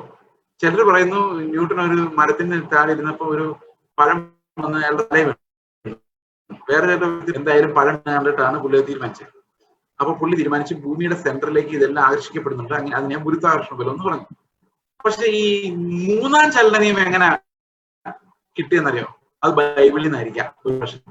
ഏത് പ്രവൃത്തി നിങ്ങൾ സൽപ്രവൃത്തി ചെയ്യാൻ പോയാലും അതിനകത്തോടെ നിങ്ങളുടെ ശരീരത്തിലൂടെ പ്രവർത്തിക്കുന്നതിന് എക്സാക്ട്ലി ഓപ്പോസിറ്റ് ആയിട്ടുള്ള ഒരു ദുഷ്പ്രവൃത്തി നിങ്ങളിൽ ഉണ്ടാവും. കൽപ്പന ഒന്നും പറയണ്ട. നമ്മള് ആഭരണം ഊരി കഴിയുമ്പോൾ, നിങ്ങൾ വഴിയെ പോകുമ്പോൾ ആഭരണം ഇട്ടുകൊണ്ട് നടക്കുന്ന ഒരാളെ കാണുമ്പോൾ ഉണ്ടാകുന്ന ഫീലിംഗ് എന്താ? ഇട്ടുകൊണ്ട് നടക്കുന്ന കണ്ടില്ലേ? കർത്താവ് വരുമ്പോൾ പോവോ? അത് തോന്നും. വെള്ളവസ്ത്രം ഇട്ടാൽ തോന്നും കളർ വേഷം ഇട്ടുകൊണ്ട് നടക്കുവോ? അങ്ങനെ ഉള്ളിന്റെ ഉള്ളിൽ വരും കൗണ്ടർ ഫോഴ്സ്, എതിർ ശക്തി എന്ന് പറയും. എന്ത് സൽപ്രവൃത്തി ചെയ്താലും അതിനൊരു എതിർശക്തിയാണ്.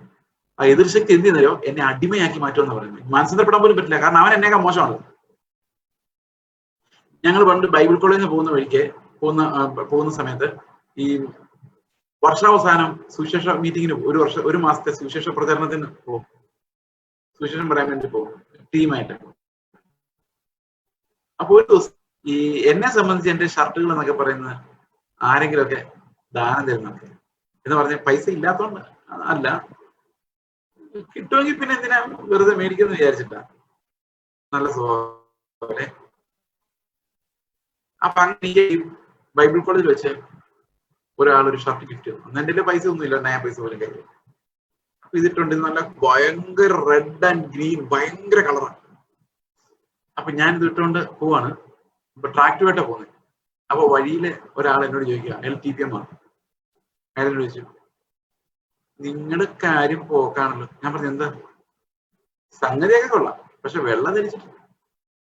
ഞാൻ പറഞ്ഞു, എന്താ വെള്ളം ധരിച്ചിട്ട്? ജയിക്കുന്നവൻ വെള്ളം ധരിക്കും. അപ്പൊ ഞാൻ പറഞ്ഞു, വെള്ളം ധരിക്കാം, ഓക്കെ, പക്ഷെ ജയിക്കുന്നവൻ കിരീടം പ്രാപിക്കുന്നുണ്ടല്ലോ, അത് നിങ്ങൾക്ക് കിട്ടിയിട്ടുണ്ടോ? ഇല്ലല്ലോ.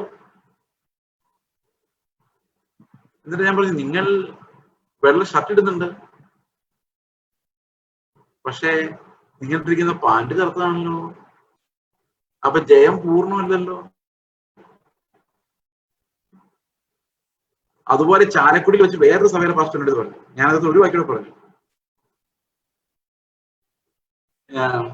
ഇങ്ങനെ പറഞ്ഞപ്പോ അദ്ദേഹം എന്നോടൊരു വാക്ക് എക്സ്ട്രാ പറഞ്ഞു. എന്താണെന്നറിയാം?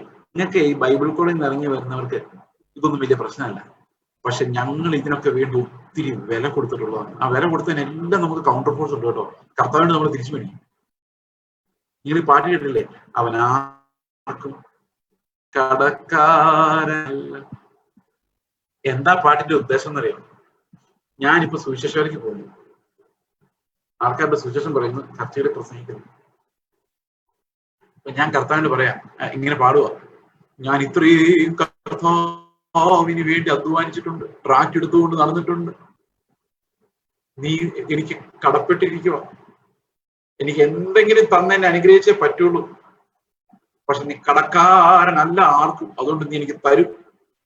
പ്രതിഫലം തരാതിരിക്കില്ല. അത് കർത്താവിനോടുള്ള കൗണ്ടർ. ഞാൻ കർത്താവിന് വേണ്ടി അധ്വാനിച്ചിട്ടുണ്ടെങ്കിൽ അതിന് മേടിച്ചോണ്ടേ ഞാൻ ഇവിടുന്ന് പോകുള്ളൂ എന്നുള്ള ധിക്കാരം. അവിടെ കൗണ്ടർ ഫോഴ്സ്. ഒരു ട്രാക്ട് കൊടുത്താൽ വരെ കൗണ്ടർ ഫോഴ്സ്. ഇതിന്റെ പേരിൽ അഹങ്കാരം. ഞാൻ എത്ര വർഷം കർത്താവിന്റെ അധ്വാനിച്ചെന്നറിയോ? ആര് പറഞ്ഞു മെനക്കെടാൻ? പൂർണ്ണ സന്തോഷത്തോടെ ചെയ്തു ഇതിന്റെ കണക്ക് പറയുമോ?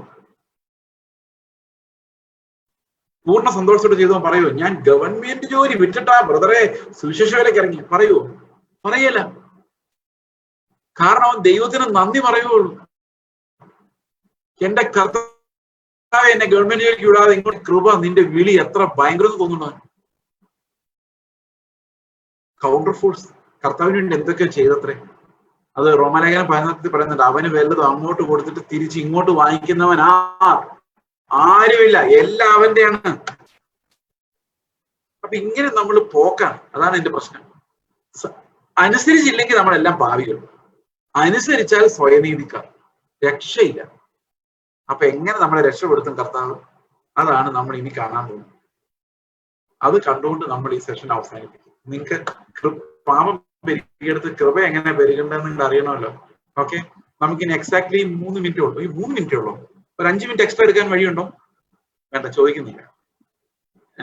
If it is possible, you type there, otherwise I will finish. That's okay, Pastor. That's okay. It's okay? Yeah. Okay, നമുക്ക് ഇതിന്റെ ഉത്തരം കൂടെ കണ്ടുപിടിച്ചിട്ട് പോകാം. നമുക്ക് കൃപയോട് പോകണമല്ലോ. ഈ 24 പറയുന്നത്, അയ്യോ ഞാൻ അരിഷ്ട മനുഷ്യൻ, ഈ മരണത്തിന് അധീനമായ ശരീരത്തിൽ നിന്ന് എന്നെ ആർ വിടുവിക്കുമെന്നാണ്. ശരീരമാണ് പ്രശ്നം. ശരീരത്തിലെ ഹോർമോണുകൾ, കെമിക്കല് ഒരു രക്ഷയില്ല. ഇതിന്റെ ഉത്തരം കണ്ടുപിടിക്കുക. ഉത്തരം 1, 2, 3, 4 വാക്യങ്ങൾ. ശരിക്കുള്ള ഉത്തരം 3, 4 ആണ്. നമുക്കൊന്ന് വായിച്ചു നോക്കാം. ജഡത്താലുള്ള ബലഹീനത നിമിത്തം, അതായത് എന്നെ കൊണ്ട് പറ്റുന്നില്ല, എന്റെ ജഡം ഭയങ്കര ബലഹീനമാണ്. എന്ത് പറ്റുന്നില്ല? ന്യായ പ്രമാണത്തിന് എന്നെ നീതീകരിക്കാൻ പറ്റുന്നില്ല. കാരണം എന്റെ ജഡം വളരെ മോശം, വളരെ ബലഹീനം. ന്യായപ്രമാണം ട്രൈ ചെയ്യുന്നുണ്ട്, പക്ഷെ നന്നാക്കാൻ പറ്റുന്നില്ല. കാരണം എന്താ കുഴപ്പം?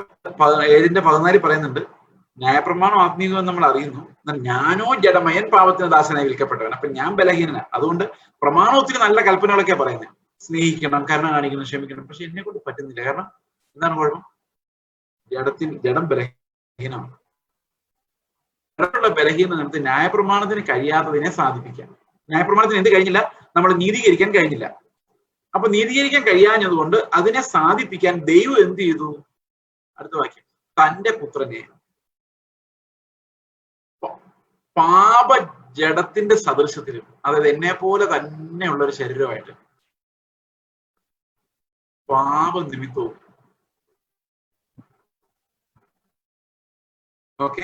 അയച്ചു. അപ്പൊ എനിക്കിത് പൂർത്തിയാക്കാൻ പറ്റാത്തതുകൊണ്ട് കർത്താവ് എന്ത് ചെയ്തു? പിതാവ് എന്ത് ചെയ്തു? ചേസിന് കൽപ്പന പൂർത്തിയാക്കാൻ പറ്റുന്നില്ല. അപ്പൊ പിതാവ് എന്ത് ചെയ്യുന്നറിയോ? തന്റെ പുത്രനെ പാപ ജഡത്തിന്റെ സദൃശത്തിലും പാപ നിമിത്തവും അയച്ചു. എന്നിട്ട് പുത്രൻ എന്ത് ചെയ്തെന്ന് നോക്കിയ? പാപത്തിന് ജഡത്തിൽ ശിക്ഷ വിധിച്ചു. കണ്ടോ? അപ്പൊ യേശുവിന്റെ ശരീരത്തിൽ എന്ത് സംഭവിച്ചു? നമ്മുടെ ഉള്ളിൽ ശരീരത്തിൽ നിന്ന് വരുന്ന ആ പാപത്തിന്റെ ശിക്ഷ എന്നേക്കുമായിട്ട് ആ ക്രൂശിൽ വെച്ചു. ആ പഴയ മനുഷ്യനെ ഒരു സർക്കംസിഷനിലൂടെ അവിടെ ഉരിഞ്ഞു കളയും. ക്രൂശിൽ കർത്താവ് മരിച്ചപ്പോ ഞാനും മരിച്ചു. My old man died. റോമർ 6:6 എന്താ പറഞ്ഞത്? റോമർ 6, നാം ഇനി പാപത്തിന് അടിമപ്പെടാതെ വേണം.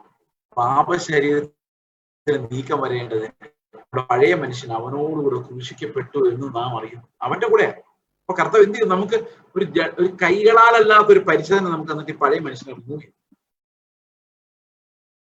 ഓക്കെ, എന്റെ പാപത്തിന് ജഡത്തിനുള്ള ശിക്ഷ വിധിച്ചു. എന്നിട്ട് എന്ത് ചെയ്യുന്നു? അടുത്ത വാക്യം, ജഡത്തെയല്ല ആവിനെ അത്രേ അനുസരിച്ച് നടക്കുന്ന നമുക്ക് ന്യായപ്രമാണത്തിന്റെ നീതി നിറവേറണം. അപ്പൊ ന്യായപ്രമാണത്തിന്റെ നീതി നിറവേറണമെങ്കിൽ എന്ത് ചെയ്താൽ മതി? ജഡത്തെ അനുസരിച്ച് നടക്കരുത്. ജഡം എന്ത് ചെയ്യേ? മരിച്ചു.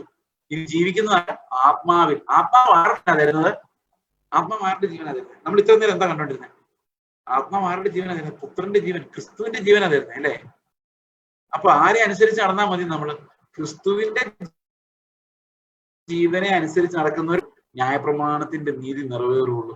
ഞാൻ ഇതിനൊരു ചെറിയൊരു എക്സാമ്പിൾ പറയാം. എക്സാമ്പിൾ പറയാൻ എനിക്ക് 5 മിനിറ്റ് വേണ്ട, അതിനു മുമ്പേ നിർത്തിക്കോളാം. ഓക്കെ, എക്സാമ്പിൾ ഇതാണ്.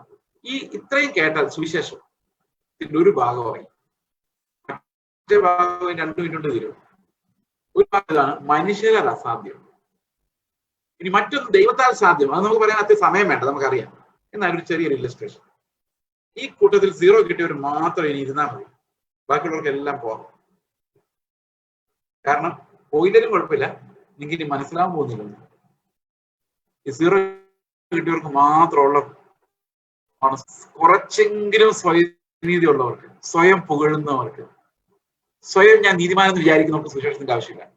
അവർക്കുള്ളതല്ല. കർത്താവ് പറഞ്ഞിട്ടുണ്ട്, ഈ പാപികൾക്ക് വേണ്ടിയുള്ള 99 പേര് ഇവിടെ നീതിമാന്മാരാണെങ്കിൽ നിങ്ങളെ മരുഭൂമിയിൽ വിടാൻ ദൈവത്തിന് ഒരു മടിയുമില്ല എന്ന് സത്യമായിട്ട് നിങ്ങളോട് പറയും. നിങ്ങളിൽ നീതിമാന്മാരെന്ന് വിചാരിക്കുന്നവർ മരുഭൂമിയിലാണ് എന്ന് കുറിച്ചുകൊള്ളുക. എനിക്ക് അവരെ പച്ചപ്പുൽ മേടുകളിൽ എവിടെയെങ്കിലും കർത്താവ് വിടുവായിരുന്നു അത്ര കുഴപ്പമില്ലായിരുന്നു. പക്ഷെ കർത്താവ് പറഞ്ഞ അവരെ 99 മരുഭൂമിയിൽ വിടുമെന്നാ നീതിമാന്മാരെ. അതാ പ്രശ്നം. കർത്താവിനെ ഒരൊറ്റ എണ്ണത്തിനെ മതി. ഈ 99 നീതിമാന്മാരെ, പരീശന്മാരെ, ശാസ്ത്രന്മാരുടെ കാര്യമാണ് പറഞ്ഞത്. അവർ നല്ല ഫുഡുകളോടത്തല്ല കർത്താവ് വിട്ടിരിക്കുന്നത്. ഓക്കെ, അപ്പൊ ഞാൻ 0 സ്റ്റുഡന്റ് ആണെങ്കിൽ മാത്രം ഒരു ക്ലാസ്സിൽ, നമ്മുടെ ഒരു ക്ലാസ് റൂം എന്ന് വിചാരിച്ചു. ഇപ്പൊ എത്ര പേരുണ്ട് ഇവിടെ നോക്കട്ടെ? 40 പേരുണ്ട്. ഒരു ക്ലാസ് റൂം, കേരളത്തിലെ ക്ലാസ് റൂമിൽ ലിമിറ്റാ 40 പേരുണ്ട്.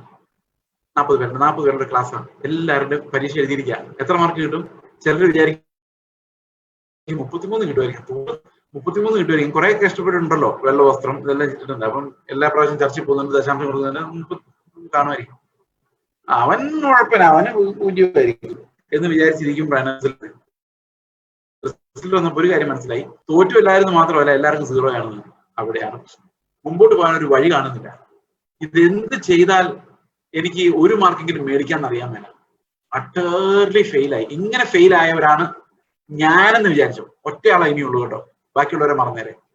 I am that boy. എന്നിട്ട് ഒരു ടീച്ചറിന് ഈ കുട്ടിയോട് ഭയങ്കര കമ്പാഷനാണ്. ടീച്ചർ ഈ കുട്ടിയോട് പറയുകയാണ്, ഞാൻ ഈ കഥ പല സ്ഥലത്തും പറഞ്ഞിട്ടുണ്ട്, പക്ഷെ ഇത് ഈ വ്യത്യാസം ഇന്നുണ്ടാവും എന്ന് ഞാൻ വിചാരിക്കുന്നു. കുട്ടിയുടെ അടുത്ത് ഈ ടീച്ചർ ഇട്ടിട്ട് പറയാണ്, മോനെ നീ തോക്കുള്ളല്ലോ. അതെ ടീച്ചർ, ഞാൻ തോക്കുള്ളൂ. ഓക്കെ, നിനക്ക് ഞാൻ നല്ല വാർത്ത പറയാൻ പോവാണ്. ഈ പ്രാവശ്യം നിന്റെ പരീക്ഷാ പേപ്പറിന് ക്വസ്റ്റ്യൻ പേപ്പർ ഇടുന്ന ഞാനാ. അപ്പൊ ഭയങ്കര സന്തോഷം പറഞ്ഞു, ടീച്ചറെ ഭയങ്കര സന്തോഷം. എനിക്ക് ക്വസ്റ്റ്യൻ കൊണ്ടുകൂട്ടി തരാമെങ്കിൽ ഞാൻ ഈ ജയിക്കാനുള്ളതെങ്കിലും പഠിച്ചില്ല, അങ്ങനെ 0 കിട്ടുള്ളൂ അവനെ. അപ്പൊ ടീച്ചർ പറഞ്ഞു, അങ്ങനെ തരാൻ പറ്റത്തില്ല, കാരണം നിനക്ക് ചോദ്യം അറിയാമെങ്കിലും ഉത്തരം ഉണ്ടാവില്ല. സ്നേഹിക്കണം, നമുക്കറിയാം എവിടെ ഉത്തരം. താഴ്മ കാണിക്കണം. എത്രയോ പ്രാവശ്യം താഴ്ത്തി പൊടി പോലെ സമർപ്പിച്ചു, പക്ഷെ പിന്നെയും പാമ്പിനെ പോലെ എഴുന്നേറ്റവരാണ് നമ്മൾ. ഇത്ര ചോദ്യം അറിയാമെങ്കിലും ഉത്തരവില്ല.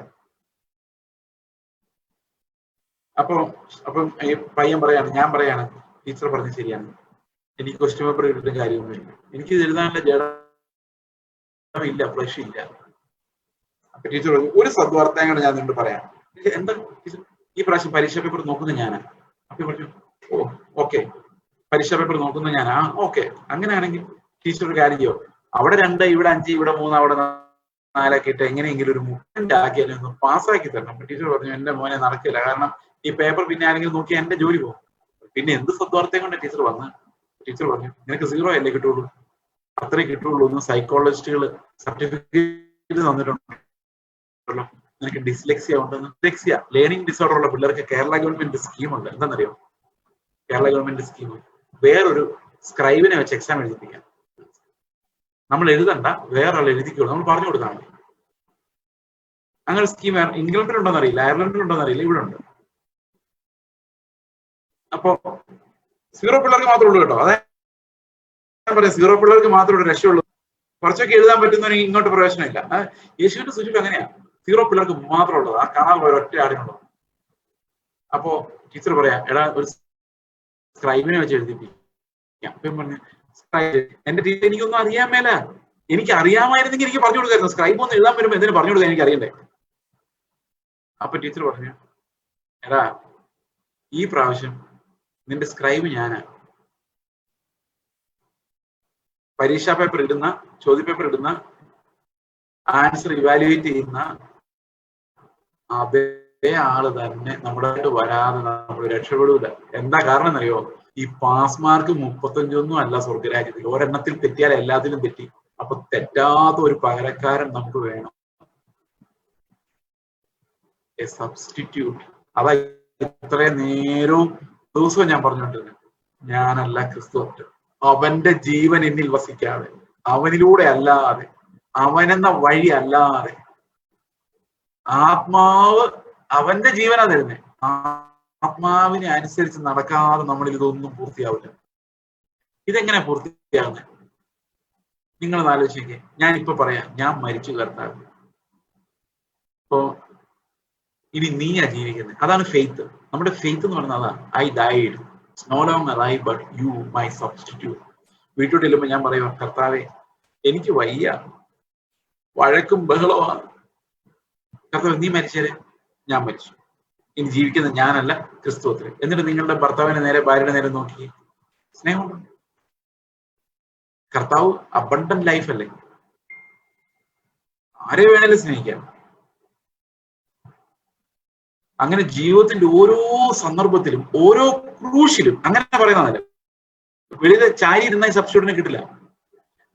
At every junction, at every cross you have A substitute. ഇനി ഞാൻ നിങ്ങളോട് സംസാരിക്കുമ്പോഴും എനിക്കൊരു സബ്സ്റ്റിറ്റ്യൂട്ട് ഉണ്ട്. സബ്സ്റ്റിറ്റ്യൂട്ട് പറയുന്നത്, നീ നിന്റെ പേര് ഉണ്ടാക്കാൻ വേണ്ടി നോക്കണം. ഞാൻ അവരോട് പറയാനുള്ളത് പറഞ്ഞോളാം. നീ മരിച്ചോ. നിന്റെ അറിവ്, നിന്റെ ഗ്രീക്ക്, നിന്റെ എക്സിജസിസ്, നിന്റെ പഠനം എല്ലാത്തിനോടും മരിച്ചോ. എന്നിട്ട് ഹൃദയം തുറന്നു വെച്ചോ. നിനക്കൊരു പകരക്കാരനുണ്ട്, അവൻ സംസാരിച്ചു. നീ ബലഹീനനാണെങ്കിൽ ബലമുള്ളൊരു പകരക്കാരൻ നിനക്കുണ്ട്. ഈ പകരക്കാരനിലൂടെയാണ് ഞാൻ ന്യായപ്രമാണം നിവൃത്തിയാക്കുന്നത്, ബൈ ഫെയ്ത്ത്. ഇതാണ് വിശ്വാസത്താലുള്ള നീതി എന്ന് പറയുന്നതിന് അർത്ഥം. ഞാനല്ല ക്രിസ്തു അത്ര ചെയ്യുന്നത്, ഞാൻ ഇത് പൂർത്തിയാക്കും. Not me but Christ. എന്റെ ഫ്ലഷിലല്ല, ക്രിസ്തു ആത്മാവിൽ വിശ്വാസത്താൽ നടക്കുന്ന ആ ഒരു ഓട്ടമാണ് ജീവൻ നമ്മളിൽ വ്യാപരിക്കുന്നത്. 16-ാം അധ്യായം കൊണ്ട് യോഹന്നാന്റെ വായിക്കേണ്ടതായിരുന്നു. God willing we will see on another time. ഇന്ന് രാത്രി എനിക്ക് നിങ്ങളോട് പറയാനുള്ളത്, നിങ്ങളിൽ ജഡത്തിൽ പ്രശംസിക്കുന്നവരാണെങ്കിൽ, അപകടത്തിൽ നിങ്ങൾ ചെയ്ത ഏതെങ്കിലും ഒരു സൽപ്രവൃത്തിയിൽ നിങ്ങൾ അഹങ്കരിക്കുന്നവരാണെങ്കിൽ, മനുഷ്യരങ്ങനെയാണ്, നിങ്ങൾ ക്രിസ്തുവിന്റെ ജീവനിലേക്ക് വരുന്നില്ല. ഗോതമ്പുമണി അങ്ങനെ തന്നെ ഇരുന്നാൽ അത് അങ്ങനെ തന്നെ ഇരിക്കുകയുള്ളൂ. അത് നിലത്ത് വീണ് പൊട്ടുന്ന പോലെ നമ്മുടെ പഴയ മനുഷ്യൻ ബ്രോക്കൺ ആയില്ലെങ്കിൽ, അതിനെ നമ്മൾ തള്ളിക്കളഞ്ഞില്ലെങ്കിൽ, കർത്താവിന്റെ കൈകളാലുള്ള പരിച്ഛേദനയ്ക്ക് അതിനെ വിട്ടുകളഞ്ഞില്ലെങ്കിൽ, നമുക്ക് ക്രിസ്തുവിന്റെ ജീവന്റെ പങ്കാളിത്തം അനുഭവിക്കാൻ സാധിക്കില്ല. അതുകൊണ്ട് നമുക്ക് കർത്താവിന്റെ നിലവിളിക്കാം, കർത്താവെ നിന്റെ ജീവന്റെ പങ്കാളിത്തം നിന്റെ ആത്മാവിനാൽ എനിക്ക് തരണമേ. എന്റെ ജഡത്തിൽ ഒരു നന്മയും വസിക്കുന്നില്ല. ഞാൻ ഇന്നേവരെ എന്തെങ്കിലും സൽപ്രവൃത്തികൾ കൗണ്ട് ചെയ്തിട്ടുണ്ടെങ്കിൽ കർത്താവ് എന്നോട് ക്ഷമിക്കണം. അതെല്ലാം നിന്റെ മുമ്പിൽ 0 ആണ്. പെർഫെക്റ്റ് ആയിട്ട് കർത്താവ് മാത്രമേ ഉള്ളൂ. ഇവരിൽ ഞാൻ പ്രസാദിച്ചിരിക്കുന്ന കർത്താവിനോട് മാത്രം പിതാവ് പറഞ്ഞിരിക്കുന്നത്. അതേ പ്രസാദമാണ് എനിക്ക് കർത്താവ് എന്നിൽ വസിക്കുമ്പോൾ എനിക്ക് കിട്ടും. ഞങ്ങളുടെ സന്തോഷ പിതാവേ, ഞങ്ങളുടെ കരുണയ്ക്കായി സ്തോത്രം. ദൈവം അങ്ങനെ വിളിക്കായി, തെരഞ്ഞെടുപ്പിനായി, രക്ഷയ്ക്കായി നന്ദി പറയുന്നു കർത്താവെ. ഞങ്ങൾ അങ്ങയുടെ ജീവൻ ജീവിക്കുവാൻ കർത്താവെ, ദൈവമേ അങ്ങയുടെ ജീവൻ ഞങ്ങളിൽ വാഴുവാൻ, ആത്മാവിനാലുള്ളത് കർത്താവ് ഞങ്ങൾക്ക് ലഭിക്കുവാൻ ഞങ്ങളെ സഹായിക്കണമേ. നന്ദിയോടെ സ്തോത്രം. കർത്താവായ യേശു ക്രിസ്തുവിന്റെ നാമത്തിൽ.